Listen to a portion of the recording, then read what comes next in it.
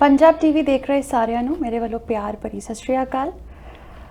ਅੱਜ मैं अपने आप ਨੂੰ बड़ा खुशनसीब समझती हाँ। ये मेरी खुशनसीबी है कि अज मैनू इन्नी वड्डी पाक ते पवित्र रूह नाल बैठन दा उन्हां नाल गलबात करन दा एक मौका मिले है। स्टूडियो विच साडे नाल अज आए हुए ने भाई सिमरनजीत सिंह टूहाना जो कि कैनेडा आए हुए ने। आओ पहले उन्हां दा स्वागत करते हैं। भाई साहब जी वाहिगुरू जी का खालसा वाहिगुरू जी की फतेह। भाई साहब जी कनेडा विच जी आया नू। हाँ जी, पहले तो दसो कि कैनेडा आके किवें दा लग रहा है? हाँ जी, कैनेडा आके बहुत किरपा आ, सारे पासे चढ़दी कला आ, पंजाबियां ने हर पासे अपने बहुत सोहना काम काज कर रहे हैं। शब्द का अभ्यास भी चलता, गुरु घरां दे विच भी काफ़ी रौनक है। सो बहुत किरपा है जी, बड़ा मन खुश होया जी। हुण मैं कुछ सवाल लैके आई हाँ, कुछ ऐसियां गल्लां लैके आई हाँ जो कि सानू रोज़ दी जिहड़ा कहंदे ना अपना डेली रूटीन विच सानू उसते जिहड़े जवाब हैगे वो नहीं मिल सकते। हाँ जी, हाँ जी।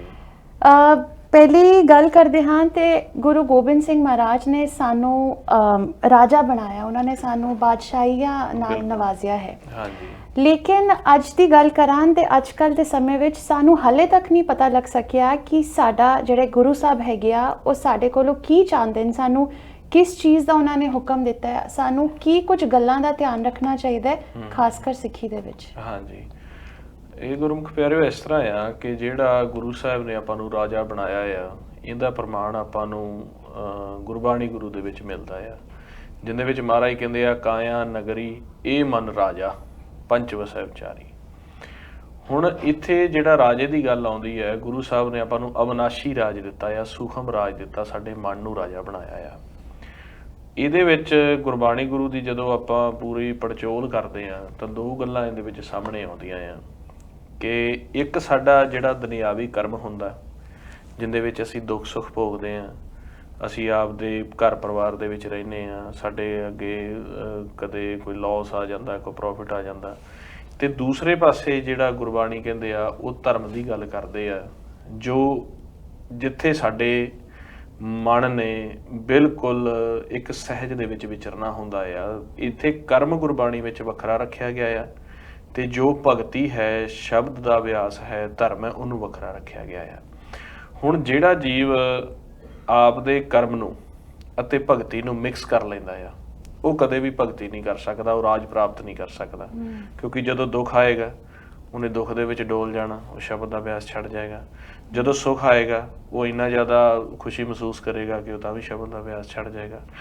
ਤੇ ਮਹਾਰਾਜ ਸੱਚੇ ਪਾਤਸ਼ਾਹ ਨੇ ਜਿਹੜਾ ਰਾਜ ਦਿੱਤਾ ਉਹ ਕਹਿੰਦੇ ਆ ਕਿ ਤੁਸੀਂ ਇਸ ਦੇਹੀ ਦੇ ਵਿੱਚ ਜਿਹੜਾ ਇੱਕ ਸ਼ਬਦ ਗੁਰੂ ਦੀ ਕਹਾਣੀ ਜਿਹਦੀ ਆਉਂਦੀ ਹੈ ਵੀ ਜੇ ਤੁਸੀਂ ਸ਼ਬਦ ਦੇ ਨਾਲ ਆਪਦੀ ਲਿਵ ਜੋੜ ਲੈਂਦੇ ਹੋ, ਤੁਹਾਡੀ ਦੇਹੀ ਦੇ ਵਿੱਚ ਬੈਠੇ ਹੋਏ ਸਤਿਗੁਰ ਦੀ ਪਹਿਚਾਣ ਕਰ ਲੈਂਦੇ ਹੋ, ਜਿਹਨੂੰ ਦਸਵਾਂ ਦੁਆਰ ਕਿਹਾ ਜਾਂ ਆਪਾਂ ਰੋਜ਼ ਸੁਣਦੇ ਹਾਂ, ਥਿਰ ਕਰ ਬੈਸੋ ਹਰ ਜਨ ਪਿਆਰੇ ਸਤਿਗੁਰ ਤੁਮਰੇ ਕਾਜ ਸਵਾਰੇ। ਤਾਂ ਤੁਸੀਂ ਇੱਥੇ ਜੋ ਵੀ ਤੁਹਾਡਾ ਕਰਮ ਆਊਗਾ, ਦੁੱਖ ਆਊਗਾ, ਸੁੱਖ ਆਊਗਾ, ਉਹਦੇ ਤੋਂ ਉੱਪਰ ਉੱਠ ਕੇ ਚੱਲੋਗੇ ਤੇ ਤੁਸੀਂ ਰਾਜੇ ਬਣ ਕੇ ਇੱਥੇ ਵਿਚਰੋਗੇ। ਗੁਰੂ ਸਾਹਿਬ ਨੇ ਸਾਨੂੰ ਮਨ ਕਰਕੇ ਰਾਜੇ ਬਣਾਇਆ ਸੀਗਾ ਤੇ ਅਸੀਂ ਉਹ ਮਨ ਦਾ ਰਾਜ ਜਿਹੜਾ ਭੁੱਲ ਗਏ ਤੇ ਅਸੀਂ ਦੁਨਿਆਵੀ ਤੌਰ ਤੇ ਰਾਜੇ ਬਣਨ ਦੀ ਕੋਸ਼ਿਸ਼ ਕਰਨ ਲੱਗੇ। ਉਹਦੇ ਵਿੱਚ ਹੁਣ ਜਦੋਂ ਫਿਰ ਅਸੀਂ ਦੁਨਿਆਵੀ ਤੌਰ ਦੇ ਉੱਪਰ ਦੇਖਦੇ ਹਾਂ, ਇਹਨੂੰ ਸਾਰਾ ਗੁਰਬਾਣੀ ਵਿੱਚ ਕੱਚਾ ਧਨ ਕਿਹਾ, ਕਿਉਂਕਿ ਇਹ ਥਿਰ ਨਹੀਂ ਹੈਗਾ। ਇੱਕ ਟਾਈਮ ਤੁਹਾਡੇ ਕੋਲ ਬਹੁਤ ਜ਼ਿਆਦਾ ਹੈ, ਇੱਕ ਟਾਈਮ ਤੁਹਾਡੇ ਕੋਲ ਬਹੁਤ ਘੱਟ ਆ, ਤੇ ਉਹ ਗੁਰੂ ਸਾਹਿਬ ਦਾ ਜਿਹੜਾ ਸ਼ਬਦ ਦਾ ਕਨਸੈਪਟ ਸੀਗਾ, ਜੋ ਸਾਡੀ ਦੇਹੀ ਦੇ ਵਿੱਚ ਥਿਰ ਘਰ ਦਾ ਕਨਸੈਪਟ ਸੀਗਾ, ਜੋ ਨਾਦ ਦੇ ਨਾਲ ਚੱਲ ਕੇ ਅਸੀਂ ਅਵਨਾਸ਼ੀ ਰਾਜ ਲੈਣਾ ਸੀ, ਉਹ ਕਨਸੈਪਟ ਨੂੰ ਭੁੱਲ ਕੇ ਅਸੀਂ ਸਿਰਫ ਤੇ ਸਿਰਫ ਸੰਸਾਰੀ ਰਾਜ ਲੈਣ ਦੀ ਕੋਸ਼ਿਸ਼ ਕਰਦੇ ਪਏ ਹਾਂ, ਤਾਂ ਸਾਡਾ ਮਨ ਦੁਖੀ ਹੋ ਗਿਆ ਹੈ ਜੀ। हाँ जी। ਹੁਣ ਜਿੱਦਾਂ ਹੁਣ ਆਪਾਂ ਗੱਲ ਕੀਤੀ ਕਿ ਇੱਕ ਤੇ ਬੰਦੇ ਦੇ ਕਰਮ ਹੁੰਦੇ ਨੇ, ਦੂਸਰਾ ਧਰਮ ਹੁੰਦਾ ਤੇ ਜਦੋਂ ਅਸੀਂ ਦੋਨਿਆਂ ਨੂੰ ਜੋੜ ਦਿੰਦੇ ਹਾਂ ਤੇ ਅਸੀਂ ਉਹ ਕਹਿੰਦੇ ਨਾ ਕਿ ਦੋਨੋਂ ਬੇੜੀ ਵਿੱਚ ਆਪਾਂ ਜੇ ਪੈਰ ਰੱਖਦੇ ਹਾਂ ਤੇ ਨਾ ਇੱਕ ਪਾਸੇ ਹੋ ਸਕਦੇ ਨਾ ਦੂਸਰੇ ਪਾਸੇ ਹੋ ਸਕਦੇ ਹਾਂ। ਹੁਣ ਜੇਕਰ ਅਸੀਂ ਗੱਲ ਕਰੀਏ ਅੱਜ ਕੱਲ੍ਹ ਦੀ ਜਨਰੇਸ਼ਨ ਦੀ, ਅੱਜ ਕੱਲ੍ਹ ਦੇ ਨੌਜਵਾਨ ਪੀੜ੍ਹੀ ਦੀ, ਅਸੀਂ ਸਾਡੀ ਕੌਮ ਦੀ ਸੋਚ ਕਿੱਧਰ ਨੂੰ ਜਾ ਰਹੀ ਹੈ, ਅਸੀਂ ਕੀ ਸੋਚ ਰਹੇ ਹਾਂ, ਅਸੀਂ ਅੱਗੇ ਆਉਣ ਵਾਲਾ ਸਮਾਂ ਅਸੀਂ ਕੀ ਸੋਚਿਆ ਕਿ ਹੁਣ ਦੇ ਅਗਰ ਅਸੀਂ ਹਾਲਾਤ ਦੇਖੀਏ ਤੇ ਬੱਚੇ ਭਟਕ ਰਹੇ ਨੇ। ਤੁਸੀਂ ਦੇਖਦੇ ਹੋਣੇ ਹੋ, ਤੁਸੀਂ ਮੈਂ ਪੰਜਾਬ ਦੀ ਗੱਲ ਕਰਾਂ ਜਾਂ ਕੈਨੇਡਾ ਆ ਕੇ ਵੀ ਤੁਸੀਂ ਦੇਖਿਆ ਹੋਣਾ ਮਾਹੌਲ ਕਿ ਬੱਚੇ ਭਟਕ ਰਹੇ ਨੇ, ਤੇ ਤੁਸੀਂ ਤੁਹਾਨੂੰ ਕੀ ਲੱਗਦਾ ਕਿ ਆਉਣ ਵਾਲਾ ਜਿਹੜਾ ਸਮਾਂ ਹੈਗਾ ਉਹ ਕੀ ਲੈ ਕੇ ਆਏਗਾ? ਹਾਂਜੀ, ਜਦੋਂ ਆਪਾਂ ਗੁਰਬਾਣੀ ਗੁਰੂ ਦੇ ਵਿਸ਼ੇ ਤੋਂ ਆਪਾਂ ਬਾਹਰ ਨਹੀਂ ਗੱਲ ਕਰਦੇ, ਆਪਾਂ ਗੁਰਬਾਣੀ ਗੁਰੂ ਦੀ ਗੱਲ ਕਰਦੇ ਆ ਨਾ, ਤੇ ਮਹਾਰਾਜ ਇਸ ਅਵਸਥਾ ਦੇ ਉੱਪਰ ਸਾਨੂੰ ਬੜਾ ਵੱਡਾ ਇੱਕ ਵਿਸਥਾਰ ਦੱਸਦੇ ਆ। ਕਹਿੰਦੇ ਤੁਸੀਂ ਅੱਜ ਦੇ ਨਹੀਂ, ਮਹਾਰਾਜ ਨੇ ਇਹ ਸਾਰੇ ਧਰਤੀ ਦੇ ਸਮੇਂ ਨੂੰ 4 ਯੁਗਾਂ ਦੇ ਵਿੱਚ ਵੰਡਿਆ ਆ। ਪਹਿਲੋਂ ਸਤਯੁਗ, ਫਿਰ ਤ੍ਰੇਤਾ, ਫਿਰ ਦੁਆਪਰ ਤੇ ਫਿਰ ਕਲਯੁਗ ਜੀ। ਤੇ ਮਹਾਰਾਜ ਕਹਿੰਦੇ ਆ ਵੀ ਹਰ ਜਨਮ ਦੇ ਵਿੱਚ ਆ ਕੇ ਜਦੋਂ ਵੀ ਤੁਹਾਨੂੰ ਇਸ ਧਰਤੀ ਦੇ ਉੱਪਰ ਜਨਮ ਮਿਲਿਆ ਆ, ਤੁਹਾਨੂੰ ਪੂਰੇ ਗੁਰੂ ਦੀ ਸਿੱਖਿਆ, ਜੋ ਸੱਚ ਮੂਲ ਜਿਸ ਦੇ ਵਿੱਚੋਂ ਆਪਾਂ ਪ੍ਰਗਟ ਹੋਏ ਆ ਉਹਦੀ ਸਿੱਖਿਆ, ਜੋ ਨਾਮ ਹੈ, ਜੋ ਸਾਰੇ ਬ੍ਰਹਮ ਦੇ ਵਿੱਚ ਇੱਕ ਹੀ ਨਾਮ ਚੱਲਦਾ ਪਿਆ ਆ, ਉਹ ਹਿੰਦੂ ਦੇ ਵੀ ਆ, ਮੁਸਲਮਾਨ ਦੇ, ਸਿੱਖ ਦੇ, ਈਸਾਈ ਦੇ, 84 ਲੱਖ ਜੂਨ ਦੇ ਵੀ ਉਹੀ ਹੈ। ਉਸ ਨਾਮ ਨਾਲ ਨਾ ਜੁੜਨ ਕਰਕੇ ਤੁਸੀਂ ਹਰ ਜਨਮ ਦੇ ਵਿੱਚ ਇੱਥੇ ਆ ਕੇ ਭਟਕਦੇ ਹੋ। ਠੀਕ ਹੈ ਜੀ। ਮਹਾਰਾਜ ਕਹਿੰਦੇ ਜਨਮ ਜਨਮ ਕੀ ਇਸ ਮਨ ਕੋ ਮਲ ਲਾਗੀ, ਕਾਲਾ ਹੋਆ ਸਿਆਹੋ। ਹਰ ਜਨਮ ਜਦੋਂ ਵੀ ਤੁਹਾਨੂੰ ਇੱਥੇ ਜਨਮ ਮਿਲਿਆ, ਤੁਹਾਡਾ ਲਾਅ ਆਫ ਅਟਰੈਕਸ਼ਨ ਕੰਮ ਕਰਦਾ। ਤੁਹਾਡੀ ਜਿਹੜੀ ਅਟਰੈਕਸ਼ਨ ਆ ਉਹ ਕਰਮ ਦੇ ਪ੍ਰਤੀ ਹੋ ਜਾਂਦੀ ਆ, ਆਪਦੀ ਫੈਮਿਲੀ ਦੇ ਪ੍ਰਤੀ ਹੋ ਜਾਂਦੀ, ਮਾਇਆ ਦੇ ਪ੍ਰਤੀ ਹੋ ਜਾਂਦੀ ਆ। ਔਰ ਇਹ ਜਿਹੜੀਆਂ ਅਵਸਥਾਵਾਂ ਆ, ਚਾਹੇ ਸਾਡਾ ਪਰਿਵਾਰ ਆ, ਚਾਹੇ ਸਾਡਾ ਕਰਮ ਆ, ਚਾਹੇ ਸਾਡਾ ਬਿਜ਼ਨਸ ਆ, ਇਹ ਥਿਰ ਨਹੀਂ ਆ। ਤੇ ਸਾਡੀ ਜਿਹੜੀ ਅਟਰੈਕਸ਼ਨ ਆ ਉਹ ਥਿਰ ਨਹੀਂ ਹੋਈ, ਸਟੇਬਲ ਨਹੀਂ ਹੋਈ। ਤੇ ਉਹ ਸਟੇਬਲ ਨਾ ਹੋਣ ਕਰਕੇ ਜਦੋਂ ਅਸੀਂ ਇੱਕ ਜੀਵਨ ਜਿਉਂਦੇ ਆ, ਉਹ ਜੀਵਨ ਦੇ ਵਿੱਚ ਇੰਨੇ ਉਤਾਰ ਚੜ੍ਹਾਅ ਆ ਜਾਂਦੇ ਆ ਕਿ ਜੀਵਨ ਦੀ ਜਦੋਂ ਐਂਡਿੰਗ ਆਉਂਦੀ ਹੈ, ਜਦੋਂ ਸਾਡਾ ਸਵਾਸਾਂ ਦਾ ਤਨ ਖਤਮ ਹੁੰਦਾ, ਤੇ ਅਸੀਂ ਆਪਦੇ ਆਪ ਨੂੰ ਸਟੇਬਲ ਤਾਂ ਕੀ ਕਰਨਾ, ਅਸੀਂ ਬਹੁਤ ਦੂਰ ਚਲੇ ਜਾਂਦੇ ਆ। ਕਿਉਂਕਿ ਅਸੀਂ ਜਦੋਂ ਤੋਂ ਮਾਤਾ ਦੇ ਗਰਭ ਚੋਂ ਬਾਹਰ ਆਏ ਤੇ ਜਦੋਂ ਸਾਡੀ ਐਂਡਿੰਗ ਪੀਰੀਅਡ ਆ, ਉਹਦੇ ਵਿੱਚ ਇੰਨਾ ਕੁਝ ਫੇਸ ਕਰ ਲੈਂਦੇ ਆ ਕਿ ਰੱਬ ਤਾਂ ਸਾਡੀ ਧਿਆਨ ਤੋਂ ਕੋਹਾਂ ਦੂਰ ਚਲਿਆ ਜਾਂਦਾ, ਔਰ ਉਹ ਸਭ ਤੋਂ ਨੇੜੇ ਆ। ਸੋ ਉਸ ਅਟਰੈਕਸ਼ਨ ਸਾਡੀ ਜ਼ਿਆਦਾ ਕਿੱਥੇ ਆ? ਕਾਮ ਵਿੱਚ ਰਹੀ ਆ, ਕ੍ਰੋਧ ਵਿੱਚ ਰਹੀ ਆ, ਲੋਭ ਵਿੱਚ ਰਹੀ ਆ, ਤ੍ਰਿਸ਼ਨਾ ਵਿੱਚ ਰਹੀ ਆ, ਕਿੱਥੇ ਰਹੀ ਆ? ਉਹਦੇ ਮੁਤਾਬਕ ਫੇਰ ਅੱਗੇ ਜਾਮਾ ਮਿਲ ਜਾਂਦਾ, ਉਹ ਚਾਹੇ ਮਨੁੱਖ ਦਾ ਹੋਵੇ, ਤੇ ਮਹਾਰਾਜ ਕਹਿੰਦੇ ਨਹੀਂ ਤੇ 84 ਲੱਖ ਜੂਨ ਦਾ ਹੁੰਦਾ। ਇਸ ਤਰ੍ਹਾਂ ਕਰਦੇ ਕਰਦੇ ਕਰਦੇ ਹੁਣ ਆਪਾਂ, ਮਹਾਰਾਜ ਕਹਿੰਦੇ ਤੁਸੀਂ 4 ਯੁਗਾਂ ਦੇ ਵਿੱਚ ਚੌਥਾ ਚੜ ਗਿਆ, ਤੇ ਆਪਾਂ ਹੁਣ ਇਸ ਜਾਮੇ ਦੇ ਵਿੱਚ ਆ ਗਏ ਆ। ਇੱਥੇ ਆਣ ਕੇ ਜੋ ਅਸੀਂ ਪਹਿਲੋਂ ਕੀਤਾ, ਪਿਛਲੇ 3 ਯੁੱਗ ਕੀਤੇ, ਹੁਣ ਚੌਥਾ ਕੀਤਾ। ਕਿਉਂਕਿ ਮਨ ਜਿਹੜਾ ਆ ਉਹ ਅਵਿਨਾਸੀ ਆ, ਸਿਰਫ ਉਹ ਦੇਹ ਹੀ ਬਦਲਦਾ, ਅੱਗੇ ਲਗਾਤਾਰ ਟਰੈਵਲ ਕਰਦਾ ਜਾਂਦਾ। ਆਪਾਂ ਸਾਰੇ, ਤੁਸੀਂ ਮੈਂ, ਆਪਾਂ ਸਾਰੀ ਦੁਨੀਆ ਇਸ ਤਰ੍ਹਾਂ ਕਰ ਰਹੀ ਆ। ਹੁਣ ਕਰਦੇ ਕਰਦੇ ਇੱਥੇ ਆਣ ਕੇ ਫਿਰ ਦੁਬਾਰਾ ਨਵੇਂ ਮਾਂ-ਬਾਪ ਮਿਲੇ, ਫਿਰ ਸਾਨੂੰ ਸਾਰੇ ਬੱਚੇ ਨਵੇਂ ਮਿਲੇ, ਫਿਰ ਇੱਕ ਨਵੀਂ ਧਰਤੀ ਮਿਲੀ, ਫਿਰ ਨਵਾਂ ਸੰਯੋਗ ਮਿਲਿਆ। ਹਰ ਜਨਮ 'ਚ ਮਾਂ-ਬਾਪ ਮਿਲਦੇ ਆ, ਹਰ ਜਨਮ ਦੇ ਵਿੱਚ ਇਹ ਫੈਸਿਲਿਟੀਜ਼ ਨੇ, ਸਾਨੂੰ ਮਿਲਦਾ। ਹੁਣ ਇੱਥੇ ਆਣ ਕੇ ਫਿਰ ਉਹੀ ਹਾਲ ਵੀ ਸ਼ਬਦ ਤੋਂ ਟੁੱਟ ਗਏ। ਉਹ ਨਾਦ, ਉਹ ਜੋਤ ਜਿਸ ਦੀ ਮਹਾਰਾਜ ਗੱਲ ਕਰਦੇ, ਸਭ ਮੇ ਜੋਤ ਜੋਤ ਹੈ ਸੋਏ, ਉਹਦੇ ਪਾਸੇ ਨਹੀਂ ਚੱਲੇ। ਤਾਂ ਸਹਿਜ ਸੁਭਾਏ ਕਰਮ ਦੇ ਨਾਲ ਜੁੜਿਆ ਜੀਵ, ਹੁਣ ਜਿਵੇਂ ਅੱਜ ਕੱਲ੍ਹ ਦੇ ਬੱਚੇ ਆ, ਉਹਨਾਂ ਨੂੰ ਨਾਮ ਦੀ, ਸੱਚ ਦੀ, ਕਹਾਣੀ ਦਾ ਭੇਤ ਨਾ ਹੋਣ ਕਰਕੇ ਉਹ ਫਿਰ ਕੀ ਕਰਦੇ ਆ, ਕੁਛ ਉਹਦੇ ਵਿੱਚ ਕਾਮ ਵਾਲੇ ਪਾਸੇ ਚਲੇ ਜਾਂਦੇ ਆ, ਕੁਛ ਕ੍ਰੋਧ ਵਾਲੇ ਪਾਸੇ ਚਲੇ ਜਾਂਦੇ ਆ, ਕੁਛ ਲੋਭ ਵਾਲੇ ਪਾਸੇ ਚਲੇ ਜਾਂਦੇ ਆ। ਤੇ ਅਸੀਂ ਸਭ ਕੁਝ ਦੇਖਦੇ ਰਹਿੰਦੇ ਆ ਕਿ ਸਾਡਾ ਜਿਹੜਾ ਬੱਚਾ ਆ ਉਹ ਇਸ ਪੁਆਇੰਟ ਤੇ ਜਾ ਰਿਹਾ। ਅਸੀਂ ਉਹਨੂੰ ਸਮਝਾਉਂਦੇ ਆ ਵੀ ਤੂੰ ਆਹ ਕੰਮ ਨਾ ਕਰ। ਉਹ ਸਾਡਾ ਸਮਝਣ ਤੋਂ ਬਾਵਜੂਦ ਕਹਿੰਦਾ ਆ ਕਿ ਦਿਲ ਤਾਂ ਮੇਰਾ ਵੀ ਕਰਦਾ, ਮੰਮਾ ਪਾਪਾ ਭਾਈ ਮੇਰਾ ਦਿਲ ਤਾਂ ਕਰਦਾ, ਪਰ ਮੈਂ ਆਪਦੇ ਆਪ ਨੂੰ ਰੋਕ ਨਹੀਂ ਸਕਦਾ। ਤਾਂ ਅਸੀਂ ਉਹਨੂੰ ਕਹਿੰਦੇ ਆ ਕਿ ਤੂੰ ਰੋਕ, ਤੂੰ ਆਹ ਗਲਤ ਨਹੀਂ ਬੋਲਣਾ, ਤੂੰ ਗੁੱਸਾ ਨਹੀਂ ਕਰਨਾ, ਤੂੰ ਨਸ਼ਾ ਨਹੀਂ ਕਰਨਾ। ਨਾ ਕਰਦਿਆਂ ਹੋਇਆਂ ਵੀ, ਤੇ ਜੋ ਇੱਥੋਂ ਦਾ ਮਾਹੌਲ ਆ ਉਹ ਇੰਨਾ ਕੁ ਸਟਰੋਂਗ ਮਾਹੌਲ ਆ, ਚਾਹੇ ਉਹ ਕੈਨੇਡਾ, ਚਾਹੇ ਉਹ ਇੰਡੀਆ ਆ, ਕਿ ਜਿਸ ਤਰ੍ਹਾਂ ਅੱਜ ਕੱਲ੍ਹ ਦੀ ਸੋਸ਼ਲ ਮੀਡੀਆ ਦੇ ਉੱਪਰ ਜੋ ਟ੍ਰੈਂਡਸ ਚੱਲਦੇ ਆ, ਜੋ ਅੱਜ ਕੱਲ੍ਹ ਦੀ ਗਾਇਕੀ ਆ, ਜੋ ਅੱਜ ਕੱਲ੍ਹ ਪਹਿਲੋਂ ਫਿਲਮਾਂ ਹੁੰਦੀਆਂ ਸੀ, ਨਾਟਕ, ਹੁਣ ਰੀਲਸ ਬਣ ਗਈਆਂ, ਉਹ ਉਹਨੂੰ ਇੰਨਾ ਅਟਰੈਕਟ ਕਰਕੇ ਆਪਦੇ ਪਾਸੇ ਖਿੱਚ ਲੈਂਦਾ। ਤੇ ਫਿਰ ਬੱਚਾ ਜਾਂ ਬਜ਼ੁਰਗ ਆ, ਚਾਹੇ ਅੱਜ ਕੱਲ੍ਹ ਤਾਂ ਬੱਚੇ ਬਜ਼ੁਰਗ ਸਾਰੇ ਫੋਨ ਤੇ ਹੋਏ ਆ ਜੀ, ਸੋਸ਼ਲ ਮੀਡੀਆ ਦੇ ਪਲੇਟਫਾਰਮ ਤੇ ਆਏ ਆ, ਉਹਨੂੰ ਜਿੰਨੀ ਦੇਰ ਤੱਕ ਅਸੀਂ ਇੱਕ ਅਦਰ ਵੇ ਨਹੀਂ ਦਿੰਦੇ, ਕਿ ਜਿਵੇਂ ਆਪਾਂ ਕਰਮ ਤੇ ਧਰਮ ਦੀ ਗੱਲ ਕੀਤੀ ਸੀ ਵੀ ਕਾਕਾ ਆਹ ਕਰਮ ਤੁਸੀਂ ਕਰਨਾ, ਆ ਬੇਟਾ ਬੇਟੀ ਬੱਚੇ ਨੂੰ ਕਹਿਣਾ ਕਰਮ ਕਰਨਾ, ਪਰ ਜੇ ਤੁਸੀਂ ਇਹਦੇ ਨਾਲ ਸ਼ਬਦ ਦਾ ਅਭਿਆਸ ਨਹੀਂ ਕਰੋਗੇ, ਤੁਸੀਂ ਜਿੰਨੇ ਮਰਜ਼ੀ ਸਿਆਣੇ ਹੋ, ਤੁਸੀਂ ਜਿੰਨਾ ਮਰਜ਼ੀ ਬੱਚੇ ਨੂੰ ਆਪਦੀ ਕਵਰੇਜ ਦੇ ਵਿੱਚ ਰੱਖ ਲਓ, ਆਪਦੇ ਘਰ ਦੇ ਵਿੱਚ ਰੱਖ ਲਓ, ਉਹਨੂੰ ਨਜ਼ਰਾਂ ਹੇਠ ਰੱਖ ਲਓ, ਪਰ ਉਹ ਕਿੱਥੋਂ ਤੱਕ ਆ ਉਹ ਤੁਹਾਨੂੰ ਪਤਾ ਵੀ ਨਹੀਂ ਲੱਗਣ ਦਊਗਾ ਕਿ ਉਹ ਕਿੱਥੋਂ ਤੱਕ ਆਪਦੀਆਂ ਜਿਹੜੀਆਂ ਜੜ੍ਹਾਂ ਲਾ ਜਾਂਦਾ। ਪਰ ਇਹਦਾ ਇੱਕ ਹੀ ਵੇ ਆ, ਜੇ ਸ਼ਬਦ ਗੁਰੂ ਦੇ ਨਾਲ, ਗੁਰਮਤ ਸਾਨੂੰ ਕੀ ਕਹਿੰਦੀ ਆ, ਜਿਵੇਂ ਆਪਾਂ ਪਰਿਵਾਰ ਦੇ ਵਿੱਚ ਬੈਠ ਜਾਈਏ, ਸਵੇਰੇ ਜੋ ਵੀ ਕਰਮ ਕੀਤਾ, ਕੋਈ ਪੜ੍ਹਨ ਚਲਾ ਗਿਆ, ਕੋਈ ਜੋਬ ਤੇ ਚਲਾ ਗਿਆ, ਸ਼ਾਮ ਨੂੰ ਜਦੋਂ ਪਰਿਵਾਰ ਇਕੱਠਾ ਹੋ ਕੇ ਬੈਠੇ ਆਪਾਂ ਸਿਮਰਨ ਕਰੀਏ, ਉਸ ਤੋਂ ਬਾਅਦ ਫਿਰ ਗੁਰਬਾਣੀ ਦੀ ਵਿਚਾਰ ਹੋਵੇ ਵੀ ਆਪਾਂ ਸਵਾਸ ਲੈ ਕੇ ਆਏ ਆ, ਆਪਾਂ ਸਾਰੇ ਫੈਮਿਲੀ ਮੈਂਬਰ ਇੱਕ ਸੰਜੋਗੀ ਆ, ਆਪਾਂ ਪੱਕੇ ਨਹੀਂ ਹੈਗੇ। ਜਿਵੇਂ ਇੱਕ ਬੱਸ ਦੇ ਵਿੱਚ, ਟ੍ਰੇਨ 'ਚ ਆਪਾਂ ਬੈਠਦੇ ਆ, ਇੱਕ ਸਵਾਰੀਆਂ ਮਿਲਦੀਆਂ ਜਿੰਨੀ ਦੇਰ ਤੱਕ ਸਫ਼ਰ ਨਹੀਂ ਖਤਮ ਹੁੰਦਾ, ਇੱਦਾਂ ਸਾਡਾ ਸਵਾਸਾਂ ਦੇ ਧਨ ਦਾ ਸਫ਼ਰ ਆ। ਤੇ ਇਸ ਤਰ੍ਹਾਂ ਰੋਜ਼ ਰੋਜ਼ ਰਿਪੀਟੇਸ਼ਨ ਹੋਵੇ ਗੁਰਬਾਣੀ ਦੇ ਗਿਆਨ ਦੀ, ਫਿਰ ਤਾਂ ਉਹ ਬੱਚੇ ਸੁਧਰ ਸਕਦੇ ਆ। ਔਰ ਨਹੀਂ ਤੁਸੀਂ ਉਹਨਾਂ ਨੂੰ ਕਹੋ, ਉਹ ਚਾਹੁੰਦਾ ਬੱਚਾ ਵੀ ਹੁੰਦਾ ਕਿ ਮੈਂ ਕੁਝ ਗਲਤ ਨਾ ਕਰਾਂ।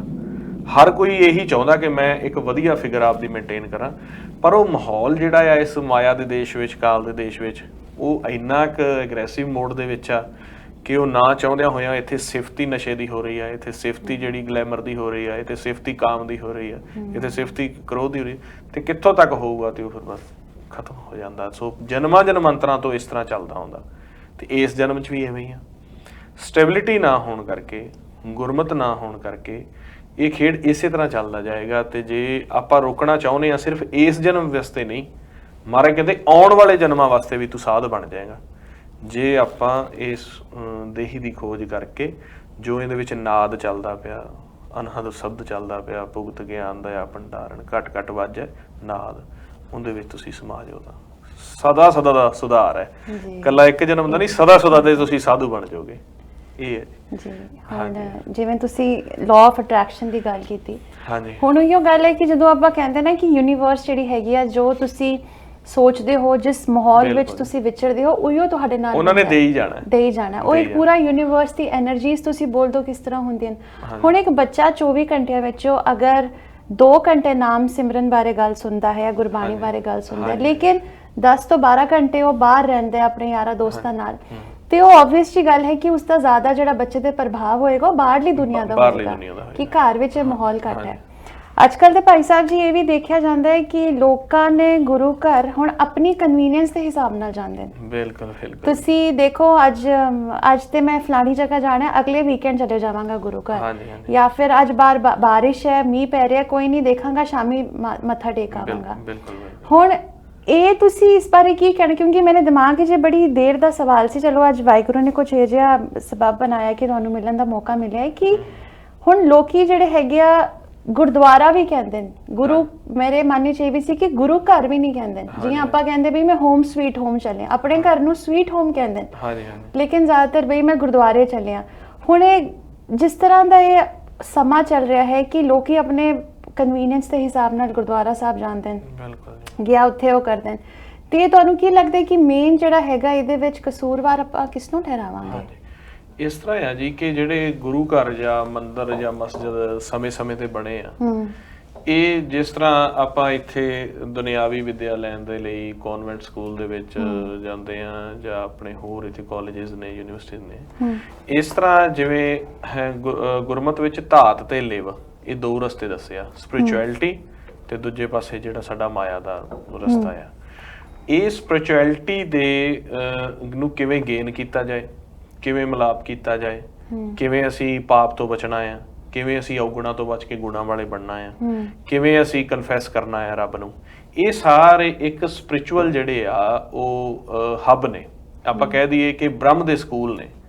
ਗੁਰਦੁਆਰੇ ਦਾ ਜੋ ਮੇਨ ਮੈਥਡ ਆ, ਮੰਦਿਰ ਦਾ, ਮਸਜਿਦ ਦਾ, ਜਿੰਨੇ ਵੀ ਪੀਰ ਪੈਗੰਬਰ ਰਹਿਬਰ ਆਏ ਆਪਣੀ ਗੱਲ ਲੈ ਕੇ, ਮੈਸੇਜ ਲੈ ਕੇ ਆਏ, ਤਾਂ ਉਹਨਾਂ ਨੇ ਆਪਦੇ ਮੈਸੇਜ ਨੂੰ, ਕਿ ਸਾਡਾ ਮੈਸੇਜ ਲਗਾਤਾਰ ਦੁਨੀਆ ਦੇ ਵਿੱਚ ਚੱਲਦਾ ਰਹੇ, ਬੇਸ਼ੱਕ ਅਸੀਂ ਇੱਥੋਂ ਚਲੇ ਵੀ ਜਾਈਏ, ਉਹਨਾਂ ਨੇ ਇੱਕ ਸਪੈਸ਼ਲ ਜਗ੍ਹਾ ਬਣਾਈ ਵੀ ਜਿੱਥੇ ਗੁਰੂ ਦੀ ਗੱਲ ਹੁੰਦੀ ਹੈ, ਜਿੱਥੇ ਮਨ ਦੇ ਅੰਦਰ ਵੇਖਣਾ ਸਿਖਾਇਆ ਜਾਂਦਾ ਹੈ, ਮਨ ਦਾ ਅੰਦਰ ਮੰਦਰ, ਤੇ ਜਿੱਥੇ ਉਸ ਸੱਚੇ ਪਾਤਸ਼ਾਹ ਨੂੰ ਸਿਜਦਾ ਕੀਤਾ ਜਾਂਦਾ ਹੈ, ਮਸਜਿਦ, ਜਿੱਥੇ ਗੁਰੂ ਦੀ ਗੱਲ ਕੀਤੀ ਜਾਂਦੀ ਹੈ, ਉਹਨਾਂ ਨੇ ਇਹ ਬਣਾਏ। ਪਰ ਹੁਣ ਉਹ ਗੁਰੂ ਘਰਾਂ ਦਾ ਜਿਹੜਾ ਕਨਸੈਪਟ ਆ, ਜਿਵੇਂ ਜਿਵੇਂ ਸਮਾਂ ਬਦਲਿਆ, ਇੱਥੋਂ ਭਗਤ ਗੁਰਮੁਖ ਹਰ ਇੱਕ ਨੇ ਸਵਾਸਾਂ ਦਾ ਧੰਨ ਪੂਰਾ ਕਰਕੇ ਜਾਣਾ ਹੀ ਆ, ਤੇ ਇੱਕ ਕਾਲ ਦਾ ਦੇਸ਼ ਆ, ਮਾਇਆ ਦਾ ਦੇਸ਼ ਆ, ਇੱਥੇ ਕਾਲ ਦਾ ਪ੍ਰਭਾਵ ਜ਼ਿਆਦਾ, ਇੱਥੋਂ ਦਾ ਸਾਰਾ ਜਿੰਨਾ ਖਜ਼ਾਨਾ ਹੈ ਕਾਲ ਦੇ ਕੋਲ। ਉਹ ਗੁਰੂ ਘਰਾਂ ਦੇ ਜਿਹੜੇ ਮੁੱਖ ਉੱਪਰ ਪ੍ਰਚਾਰਕ ਆ, ਜਾਂ ਮੁੱਖ ਉਹਨਾਂ ਨੂੰ ਸੰਭਾਲਣ ਵਾਲੇ ਆ, ਉਹਨਾਂ ਨੇ ਇਸ ਤਰ੍ਹਾਂ ਗੁਰੂ ਘਰਾਂ ਨੂੰ ਹੁਣ ਜਾਤਾਂ ਪਾਤਾਂ ਦੇ ਆਧਾਰ ਤੇ ਵੰਡ ਲਿਆ ਆ। ਹੁਣ ਪਿੰਡਾਂ ਵਿੱਚ 2-2 3-3 ਗੁਰਦੁਆਰੇ ਨੇ ਇੰਡੀਆ 'ਚ, ਸ਼ਹਿਰਾਂ 'ਚ ਵੀ ਐਵੇਂ ਨੇ। ਫੋਰਨ ਦੇ ਵਿੱਚ ਆ ਕੇ ਅਸੀਂ ਵੇਖਿਆ ਵੀ ਇਹ ਮਲਵਈਆਂ ਦਾ ਗੁਰਦੁਆਰਾ ਹੈ ਜੀ, ਜਾਂ ਦੁਆਬੀਆਂ ਦਾ ਗੁਰਦੁਆਰਾ ਹੈ ਜੀ, ਤੁਸੀਂ ਮੇਰੇ ਮਨ ਦੀ ਗੱਲ ਲੈ ਲਈ, ਹਾਂਜੀ, ਇਹ ਭਾਪੇ ਸਿੱਖਾਂ ਦਾ ਗੁਰਦੁਆਰਾ ਹੈ ਜੀ, ਇਹ ਫਲਾਣਿਆਂ ਦਾ ਗੁਰਦੁਆਰਾ ਹੈ ਜੀ, ਆ ਰਵਿਦਾਸੀਆਂ ਦਾ ਹੈ ਜੀ, ਇਸ ਤਰ੍ਹਾਂ ਦੇ ਕਰਕੇ ਉਹਨਾਂ ਨੇ ਬਣਾ ਲਏ ਨੇ। ਹੁਣ ਉਹਦੇ ਵਿੱਚ ਕੀ ਆ ਕਿ ਜਿੱਥੇ ਇੱਕ ਸਪਿਰਿਚੁਅਲ ਸੈਂਟਰ ਸੀਗਾ ਉਹ, ਠੀਕ ਹੈ ਜੀ, ਹੁਣ ਜਿਵੇਂ ਇੱਕ CBSE ਬੋਰਡ ਆ ਆਪਣੇ ਉੱਥੇ, ਇੱਕ ICSE ਆ, ਇੱਕ ਪੰਜਾਬ ਬੋਰਡ ਆ, ਹਰਿਆਣਾ ਬੋਰਡ ਆ। ਹੁਣ ਉਹ ਐਜੂਕੇਸ਼ਨ ਤਾਂ ਸਾਰੀ ਇੱਕ ਹੈ ਨਾ।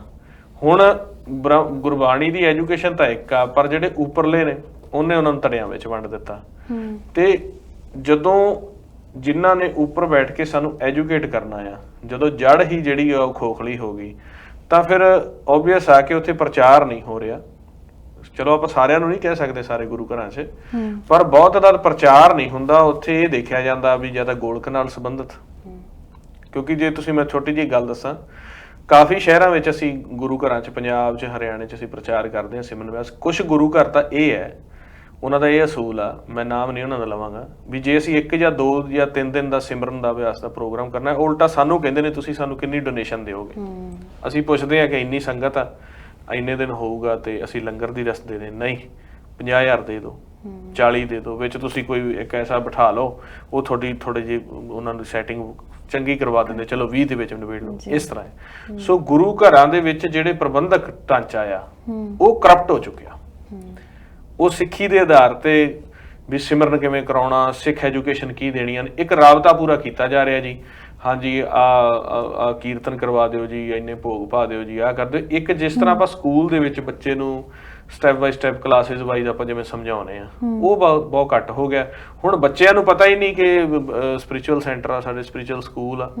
ਉਹਦਾ ਸੋਚਦੇ ਆ ਕਿ ਸ਼ਾਇਦ ਜਿੰਨਾ ਕੁ ਮਾੜਾ ਮੋਟਾ ਸਾਡੇ ਪ੍ਰਚਾਰ ਹੋਇਆ ਵੀ ਜੇ ਕੋਈ ਤੁਹਾਨੂੰ ਲੋੜ ਹੈਗੀ ਹੈ ਤੇ ਤੁਸੀਂ ਬਾਬਾ ਜੀ ਅੱਗੇ ਅਰਦਾਸ ਕਰੋ ਤੇ ਉੱਥੇ $10 ਪੇ ਕਰੋ ਤੇ ਚਾਹੇ 10 ਰੁਪਏ ਪਾਓ ਤੇ ਬਸ ਤੁਹਾਡੀ ਅਰਦਾਸ ਪੂਰੀ ਕਰਨਗੇ। ਸੋ ਜਦੋਂ ਉਹਨਾਂ ਨੂੰ ਪਤਾ ਹੀ ਨਹੀਂ ਕਿ ਇਹਦਾ ਵੇ ਕੀ ਹੈ ਤੇ ਉਹਨਾਂ ਨੇ ਉਧਰਲੇ ਪਾਸੇ ਅਟਰੈਕਸ਼ਨ ਉਹਨਾਂ ਦੀ ਹੈ ਹੀ ਨਹੀਂ ਤੇ ਫਿਰ ਉਹ ਬਸ ਟੁੱਟ ਜਾਂਦੇ ਆ ਜੀ।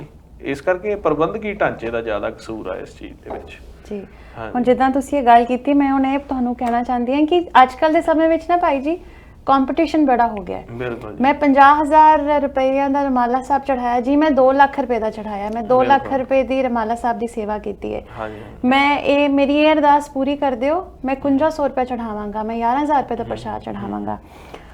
ਹੁਣ ਇਹ ਜਿਹੜਾ ਕੰਪੀਟੀਸ਼ਨ ਹੈਗਾ, ਇਹ ਜਿਹੜਾ ਅੱਜ ਕੱਲ੍ਹ ਜੋ ਚੱਲ ਰਿਹਾ ਹੈ, ਇਹ ਤੁਹਾਨੂੰ ਕਿੰਨਾ ਕੁ ਲੱਗਦਾ ਹੈ ਕਿ ਜੇ ਆਪਾਂ ਇਸ ਨੂੰ ਸਿੱਖੀ ਨਾਲ ਜੋੜੀਏ, ਗੁਰਬਾਣੀ ਨਾਲ ਜੋੜੀਏ, ਗੁਰੂ ਮਹਾਰਾਜ ਦੀਆਂ ਸਿੱਖਿਆ ਨਾਲ ਜੋੜੀਏ, ਤੇ ਤੁਹਾਨੂੰ ਕੀ ਲੱਗਦਾ ਹੈ ਕਿ ਕਿੰਨਾ ਇੱਕ ਸਹੀ ਹੈ? ਤੇ ਅਤੇ ਲੋਕਾਂ ਨੂੰ ਇਸ ਚੀਜ਼ ਦਾ ਕਿਵੇਂ ਦੱਸਿਆ ਜਾਏ ਕਿ ਜਿਹੜਾ ਗੁਰਬਾਣੀ ਤੁਸੀਂ ਜੋ ਸਮਝ ਰਹੇ ਹੋ, ਜੋ ਤੁਸੀਂ, ਕਿਉਂਕਿ ਪਿਓ ਨੇ ਤੇ ਆਪਣੇ ਬੱਚਿਆਂ ਨੂੰ ਦੇਣਾ ਹੀ ਹੈ। ਹਾਂਜੀ ਬਿਲਕੁਲ। ਬੱਚਾ ਨਿਕੰਮਾ ਹੈ, ਬੱਚਾ ਸਿਆਣਾ, ਪਿਓ ਤੇ ਦੇਗਾ ਹੀ, ਲੇਕਿਨ ਅਸੀਂ ਆਪਣੇ ਪਿਓ ਲਈ ਕੀ ਕਰਦੇ ਪਏ ਹਾਂ ਉਹ ਸਾਨੂੰ ਕੌਣ ਦੱਸੇਗਾ? ਹਾਂਜੀ, ਕਿਉਂਕਿ ਵੇਖੋ ਗੁਰਬਾਣੀ ਗੁਰੂ ਵਿੱਚ ਕਿਹਾ ਆ, ਦੱਦਾ ਦਾਤਾ ਏਕ ਹੈ ਸਭ ਕੋ ਦੇਵਨਹਾਰ, ਦੇਂਦੇ ਤੋਟਣਾ ਵੀ ਅਗਣਤ ਭਰੇ ਭੰਡਾਰ। ਉਹ ਕੱਲਾ ਸਾਨੂੰ ਨਹੀਂ, ਉਹ ਬੜੀਆਂ ਵੱਡੀਆਂ ਧਰਤੀਆਂ ਨੂੰ, ਅਸਮਾਨਾਂ ਨੂੰ, ਵੱਡੇ ਗ੍ਰਹਿ ਮੰਡਲਾਂ ਨੂੰ ਵੀ ਸਵਾਸ ਦਿੰਦਾ ਹੈ। ਇਸ ਜਿੰਨੀ ਧਰਤੀ ਆ, ਯੂਨੀਵਰਸ ਆ, ਕਿਉਂਕਿ ਮਹਾਰਾਜ ਨੇ ਕਿਹਾ ਜਿਹੜਾ ਸਪੇਸ ਆ ਨਾ ਖਾਲੀ ਖਲਾ, ਇਹਦੇ ਵਿੱਚ ਸੱਚ ਦੀ ਜੋਤ ਆ। ਤੇ ਇਸ ਸਪੇਸ ਦੇ ਵਿੱਚ ਬਹੁਤ ਸਾਰੀਆਂ ਵੱਡੀਆਂ ਧਰਤੀਆਂ, ਬਹੁਤ ਸਾਰੇ ਤਾਰੇ ਘੁੰਮ ਰਹੇ ਆ ਤੇ ਇੱਥੇ ਉਹ ਆਪਦੇ ਬੱਚਿਆਂ ਨੂੰ ਪਾਲ ਰਿਹਾ। ਉਹਨੂੰ ਨਹੀਂ ਘਾਟ। ਉਹ ਤਾਂ ਜਿਹੜੀ ਆਪਾਂ ਸਭ ਤੋਂ ਪਹਿਲਾਂ ਗੱਲ ਸ਼ੁਰੂ ਕੀਤੀ ਸੀਗੀ, ਉਹਨਾਂ ਨੂੰ ਤਾਂ ਇੱਕ ਫੀਸ ਚਾਹੀਦੀ ਆ, ਤਨ ਮਨ ਧਨ ਸਭ ਸੌਂਪ ਗੁਰ ਕੋ ਹੁਕਮ ਮੰਨਿਓ ਪਾਈ ਹੈ। ਤਨ ਸਾਡਾ ਸਰੀਰ, ਮਨ ਸਾਡਾ ਜੋ ਇਹਨੂੰ ਬੁਲਾਉਂਦਾ, ਧਨ ਆਸਵਾਸਾਂ ਦਾ, ਨਾ ਕਿ ਪੈਸਾ ਮੰਗਦੇ ਆ। ਉਹ ਕਹਿੰਦੇ ਆ ਕਿ ਫਰੀਦਾ ਜੇ ਤੂੰ ਮੇਰਾ ਹੋਏ ਰਹੇ ਤਾਂ ਸਭ ਜਗ ਤੇਰਾ ਹੋਏ। ਹੁਣ ਉਸ ਕਿਉਂਕਿ ਉਹ ਜਿਹੜੀ ਆਪਾਂ ਗੱਲ ਹੁਣ ਪ੍ਰਬੰਧਕਾਂ ਦੀ ਕੀਤੀ ਸੀ, ਜੇ ਹੁਣ ਤਨ ਮਨ ਧਨ ਦੀ ਫੀਸ ਆ ਤੇ ਉੱਥੇ ਤਾਂ ਫਿਰ ਸੰਗਤ ਨੂੰ ਆਪਾਂ ਸਿਮਰਨ ਕਰਾਈਏ, ਤਨ ਮਨ ਧਨ ਸੌਂਪਣਾ ਕਿਵੇਂ ਆ? ਜਿਹੜੇ ਵਿਚਾਰ ਸਭ ਤੋਂ ਵੱਡੀ ਰੁਕਾਵਟ ਆ, ਸਾਨੂੰ ਵਿਚਾਰ ਤੁਰੇ ਆਉਂਦੇ ਆ, ਦਿਨੇ ਵੀ ਰਾਤ ਵੀ ਨੈਗੇਟਿਵ ਵਿਚਾਰ ਦੇ ਵਿੱਚ ਮਨ ਫਸਿਆ ਰਹਿੰਦਾ, ਨਾ ਕਰਮ ਚੰਗੀ ਤਰ੍ਹਾਂ ਹੋਵੇ, ਨਾ ਪਾਠ ਹੋਵੇ, ਨਾ ਸਿਮਰਨ। ਉਹਨਾਂ ਵਿਚਾਰਾਂ ਨੂੰ ਕਿਵੇਂ ਰੋਕਣਾ? ਕਾਮ ਕ੍ਰੋਧ ਲੋਭ ਹੰਕਾਰ ਨੂੰ ਕਿਵੇਂ ਰੋਕਣਾ? ਮੇਨ ਮੈਥਡ ਤਾਂ ਇਹ ਸੀ ਨਾ, ਪਰ ਉਹਨਾਂ ਨੇ ਉਹ ਕਹਿੰਦੇ ਆ ਕਿ ਅੰਧੀ ਰਾਇਤ ਗਿਆਨ ਵੀ ਹੋਣੀ, ਵੀ ਜਿਹੜੇ ਰਾਜੇ ਆ ਉਹ ਵੀ ਅੰਨੇ ਆ ਤੇ ਪ੍ਰਜਾ ਤਾਂ ਆਪੇ ਅੰਨੀ ਹੋਣੀ ਆ। ਉਹਨਾਂ ਨੇ ਇਸ ਮੈਥਡ ਨੂੰ ਆਪਦੇ ਘਰ ਭਰਨ ਦੇ ਲਈ ਸਾਡੇ ਮਨ ਵਿੱਚ ਇੱਕ ਭਰਮ ਪਾ ਦਿੱਤਾ ਵੀ ਇੱਥੇ ਤਾਂ ਜੀ ਗੁਰੂ ਸਾਹਿਬ ਨੇ ਘੋੜਾ ਬੰਨਿਆ ਸੀ, ਇੱਥੇ ਗੁਰੂ ਸਾਹਿਬ ਨੇ ਇਸ਼ਨਾਨ ਕੀਤਾ ਸੀ, ਇੱਥੇ ਗੁਰੂ ਸਾਹਿਬ ਨੇ ਵਰ ਦਿੱਤਾ ਸੀ ਵੀ ਜੋ ਇੱਥੇ 5 ਮੱਸਿਆ ਨਹਾਵੇਗਾ ਉਹਦਾ ਰੋਗ ਦੂਰ ਹੋ ਜਾਏਗਾ, ਇੱਥੇ ਗੁਰੂ ਸਾਹਿਬ, ਉਹ ਇੱਕ ਅੰਨੀ ਸ਼ਰਧਾ ਸਾਡੇ 'ਚ ਬਣਾ ਦਿੱਤੀ। ਉਹਦੇ ਕਰਕੇ ਫਿਰ ਸਾਡੇ ਵਿੱਚ ਹੌੜ ਲੱਗ ਗਈ ਵੀ ਪਤਾ ਨਹੀਂ 1 ਲੱਖ ਦਾ ਰਮਾਲਾ ਸਾਹਿਬ ਦੇ ਦੇਈਏ, ਪਤਾ ਨਹੀਂ ਇੱਥੇ 2 ਲੱਖ ਦੀ ਅਸੀਂ ਚੜਾਵਾ ਚੜਾ ਦੇਈਏ। ਤੇ ਸਾਡੇ ਕੋਲ ਗੁਰੂ ਮਾਇਆ ਦਾ ਭੁੱਖਾ ਨਹੀਂ, ਮਾਇਆ ਤਾਂ ਗੁਰੂ ਦੀ ਆਪ ਦੀ ਬਣਾਈ ਹੋਈ ਹੈ। ਮਾਇਆ ਤਾਂ ਰਹੀ ਤਾਂ ਗੁਰੂ ਕੀ ਆ? ਕਿਉਂਕਿ ਗੁਰੂ ਨਾਨਕ ਸਾਹਿਬ ਨੇ ਕਿਹਾ ਨਾ, ਗਗਨ ਮੈਂ ਥਾਲ ਰਵ ਚੰਦ ਦੀਪਕ ਬਨੇ ਤਾਰਕਾ ਮੰਡਲ ਜਨਕ ਮੋਦੀ, ਤੇਰੀ ਤਾਂ ਆਰਤੀ ਸਾਰੇ ਸੂਰਜ ਚੰਦਰਮਾ ਆਕਾਸ਼ ਮਿਲ ਕੇ ਕਰਦਾ, ਤੈਨੂੰ ਸਾਡੀ ਕੀ ਲੋੜ? ਗੋਬਿੰਦ ਭਾਉ ਭਗਤ ਕਾ ਭੁੱਖਾ। ਗੋਬਿੰਦ ਤਾਂ ਸਾਡੇ ਪਿਆਰ ਦਾ, ਸਾਡੇ ਧਿਆਨ ਦਾ, ਜਿਹੜੀ ਅਟਰੈਕਸ਼ਨ ਹਰ ਵਕਤ ਭਗਤਾਂ ਦੀ ਕੰਮ ਕਰੀ ਜਾਂਦੇ ਆ ਨਾਲ, ਵਾਹਿਗੁਰੂ ਵਾਹਿਗੁਰੂ ਉਹ ਕਰਦੇ ਰਹਿੰਦੇ, ਤੁਰਦੇ ਫਿਰਦੇ ਉਠਤ ਬੈਠ ਸੋਵਤ ਨਾਮ। ਗੁਰੂ ਸਾਨੂੰ ਇਹ ਨਹੀਂ ਰੋਕਦਾ ਤੁਸੀਂ ਆਹ ਕੰਮ ਨਾ ਕਰੋ, ਖੇਤੀ ਨਾ ਕਰੋ, ਬਿਜ਼ਨਸ ਨਾ ਕਰੋ, ਤੁਸੀਂ ਵਿਆਹ ਨਾ ਕਰਵਾਓ, ਤੁਸੀਂ ਬੱਚੇ ਨਾ ਅੱਗੇ ਕਰੋ, ਤੁਸੀਂ ਕੈਨੇਡਾ ਨਾ ਮੂਵ ਹੋਵੋ, ਤੁਸੀਂ ਅਮਰੀਕਾ ਨਾ ਮੂਵ ਹੋਵੋ। ਗੁਰੂ ਇਹ ਨਹੀਂ ਕਰਦਾ। ਗੁਰੂ ਕਹਿੰਦਾ ਤੈਨੂੰ ਖਜ਼ਾਨਾ ਦਿੱਤਾ, ਸਵਾਸਾਂ ਦਾ ਧਨ ਦਿੱਤਾ, ਤੈਨੂੰ ਜ਼ਿੰਦਗੀ ਬਣਾ ਕੇ ਦਿੱਤੀ ਹੈ, ਤੂੰ ਖੁੱਲਾ ਆ, ਪਰ ਤੂੰ ਇਹ ਸਭ ਹੁਕਮ 'ਚ ਰਹਿ ਕੇ ਮੇਰੇ ਸਨਮੁਖ ਰਹਿ ਕੇ ਕਰ। ਇਹ ਕਰੀ ਜਾ ਕਰਮ, ਨਾਲ ਆਪਦਾ ਬਰਾਬਰ ਤੇ ਧਰਮ ਵੀ ਕਰੀ ਜਾ। ਉਹ ਆਪਾਂ ਹੁਣ ਇੱਕ ਮਨ ਇੱਕ ਚਿੱਤ ਹੋ ਕੇ ਕਰਮ ਕਰਦੇ ਆ। ਕਰਮ ਦੇ ਵਿੱਚ ਆਪਾਂ 100 ਦਾ 100 ਧਿਆਨ ਲਾਉਨੇ ਆ। ਗੁਰਬਾਣੀ ਕਹਿੰਦੀ ਹੈ ਕਰਮ ਤੇ ਧਰਮ ਨੂੰ ਪੈਰਲਲ ਚਲਾਓ। ਕਰਮ ਧਰਮ ਤੁਮ ਚੌਪੜ ਸਾਜੋ। ਚੌਪੜ ਹੁੰਦੀ ਚੈਸ। ਚੈਸ ਵਿੱਚ ਜਿਵੇਂ ਇੱਕ ਪਾਸੇ ਚਿੱਟੇ ਰੰਗ ਦਾ ਮੋਹਰਾ ਚੱਲਦਾ ਤੇ ਦੂਜਾ ਕਾਲਾ ਵੀ ਚੱਲਦਾ। ਇੱਕ ਮੋਹਰਾ ਦੋ ਚਾਲਾਂ ਨਹੀਂ ਚੱਲਦਾ, ਇੱਕ ਉਹ ਮੋਹਰਾ ਚਾਲ ਚੱਲੂ, ਇੱਕ ਉਹ ਚੱਲੂ। ਤੇ ਮਹਾਰਾਜ ਕਹਿੰਦੇ ਇਸ ਤਰ੍ਹਾਂ ਜੇ ਇੱਕ ਪੈਰ ਕਰਮ ਦਾ ਰੱਖਿਆ ਉਹਦੇ ਨਾਲ ਵਾਹ, ਦੂਜੇ ਪਾਸੇ ਰੱਖਿਆ ਫਿਰ ਗੁਰੂ, ਵਾਹਿਗੁਰੂ। ਭਾਵ ਜੋ ਤੂੰ ਕਰਦਾ ਨਾਲ ਗੁਰਮੰਤਰ ਕਰੀ ਜਾ। ਗਿਆਨ ਤੋਂ ਵੀ ਉੱਪਰ ਸਾਨੂੰ ਕਹਿ ਦਿੱਤਾ ਵੀ ਸ਼ਬਦ ਹੀ ਜਪੀ ਜਾਓ, ਤੁਸੀਂ ਪ੍ਰਵਾਨ ਹੋ। ਅਸੀਂ ਹੁਣ ਇੱਕ ਮਨ ਇੱਕ ਚਿੱਤ ਹੋ ਕੇ ਸਾਰਾ ਦਿਨ ਕਰਮ ਤਾਂ ਕਰੀ ਜਾਂਦੇ ਆ ਤੇ ਗੁਰੂ ਦਾ ਤਾਂ ਖਿਆਲ ਹੀ ਸਾਡੇ ਮਨ ਚੋਂ ਨਿਕਲ ਗਿਆ ਤੇ ਆਪੇ ਦੁਖੀ ਹੋਣਾ ਫਿਰ। ਇਹ ਖੇਡ ਹੈ ਜੀ। ਹੁਣ ਗੱਲ ਕਰਦੇ ਹਾਂ ਕਿ ਸਾਰੀ ਦੁਨੀਆ ਵਿੱਚ ਲੰਗਰ ਦੀ ਸੇਵਾ ਤੁਸੀਂ ਦੇਖਦੇ ਹੋ। ਆਪੇ ਗੱਲ ਕਰੀਏ ਗੁਰੂ ਰਾਮਦਾਸ ਜੀ ਦੇ ਘਰ ਹਜ਼ਾਰਾਂ ਨਹੀਂ ਲੱਖਾਂ ਦੀ ਗਿਣਤੀ ਵਿੱਚ ਰੋਜ਼ ਸੰਗਤ ਜਿਹੜੀ ਹੈਗੀ ਹੈ ਉਹ ਲੰਗਰ ਪ੍ਰਵਾਨ ਕਰਦੀ ਹੈ। ਲੇਕਿਨ ਭਾਈ ਸਾਹਿਬ ਜੀ ਕੁਝ ਘਰ ਐਸੇ ਹਨ ਜਿੱਥੇ ਤੇ ਚੁੱਲ੍ਹਾ ਵੀ ਨਹੀਂ ਜਲਦਾ, ਬਿਲਕੁਲ, ਜਾਂ ਕੋਈ ਐਸੇ ਕਾਰਨ ਗਰੀਬੀ ਦੇ ਕਰਕੇ ਇੱਕ ਟਾਈਮ ਤੇ ਉਹਨਾਂ ਕੋਲ ਰੋਟੀ ਨਹੀਂ ਹੁੰਦੀ। ਤੁਹਾਨੂੰ ਇਹ ਨਹੀਂ ਲੱਗਦਾ ਕਿ ਜੇ ਇੱਕ ਸਿੱਖ ਦੂਏ ਸਿੱਖ ਦੀ ਬਾਂਹ ਫੜ ਲੇ ਤੇ ਜਿਹੜੀ ਪਰੇਸ਼ਾਨੀਆਂ ਹੈਗੀਆਂ ਇਸ ਸਮਾਜ ਵਿੱਚ, ਮੁਸੀਬਤਾਂ ਹੈਗੀਆਂ, ਉਹ ਅੱਧੀਆਂ ਦੇ ਇਸ ਤਰ੍ਹਾਂ ਹੀ ਖਤਮ ਹੋ ਜਾਣ? ਬਿਲਕੁਲ ਜੀ, ਹਾਂਜੀ। ਇਹੀ ਆ ਕਿ ਜਿਹੜਾ ਇੱਕ ਹੁੰਦਾ ਦਾਨ ਵਿਖਾਵੇ ਦਾ, ਇੱਕ ਹੁੰਦਾ ਲੋੜਵੰਦ ਦਾ।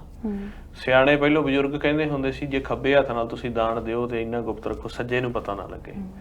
ਹੁਣ ਜੇ ਆਪਾਂ ਸਿਰਫ ਇੱਕ ਰਾਜਨੀਤਿਕ ਤੌਰ ਤੇ ਖਬਰਾਂ ਦੇ ਵਿੱਚ ਆਉਣ ਦੇ ਲਈ ਆਪਦੇ ਆਪ ਨੂੰ ਉੱਚਾ ਦਰਸਾਉਣ ਦੇ ਲਈ ਆਪਾਂ ਕਰਨਾ ਹੈ ਤੇ ਲੰਗਰ ਚਲਾਉਣਾ ਗਲਤ ਨਹੀਂ, ਲੰਗਰ ਵੀ ਚੱਲਦਾ ਰਵੇ। ਕਿਉਂਕਿ ਲੰਗਰ ਦੇ ਨਾਲ ਪਤਾ ਨਹੀਂ ਹੁਣ ਜਿਵੇਂ ਇੱਥੇ ਵਿਦੇਸ਼ਾਂ ਦੇ ਵਿੱਚ ਆਏ ਆ, ਕੈਨੇਡਾ ਦੇ ਕਿੰਨੇ ਗੁਰਦੁਆਰੇ ਨੇ ਜਿਹੜੇ ਸਟੂਡੈਂਟਸ ਇੱਥੇ ਆਏ ਆ, ਪਿਛਲੇ ਇਨਟੇਕ ਦੇ ਆਏ ਆ, ਇਸ ਵਾਰੀ ਉਹਨਾਂ ਨੂੰ ਕੰਮ ਨਹੀਂ ਮਿਲਦਾ, ਗੁਰੂ ਘਰਾਂ ਦੇ ਵਿੱਚੋਂ ਲੰਗਰ ਛਕ ਕੇ ਤੇ ਆਪਦਾ ਜਿਹੜਾ ਹੈ ਉਹ ਆਪਦਾ ਗੁਜ਼ਾਰਾ ਕਰ ਲੈਂਦੇ ਆ। ਚਲੋ ਇੱਕ ਟਾਈਮ ਛਕਦੇ ਆ, 2 ਟਾਈਮ ਛਕਦੇ ਆ। ਇਹਨੇ ਨਾਲ ਆ ਕਿ ਸਿੱਖੀ ਹਿਊਮੈਨਿਟੀ ਜਿਹੜੀ ਆ ਉਹਦੇ ਵਿੱਚ ਇੱਕ ਭਾਈਚਾਰਾ ਬਣਿਆ ਹੋਇਆ ਆ। ਦੂਜੀਆਂ ਕੌਮਾਂ ਵੀ ਕੋਈ ਵੀ ਆਵੇ ਜੋ ਸਰਨ ਆਵੇ ਤੇ ਸਕੰਠ ਲਾਵੇ।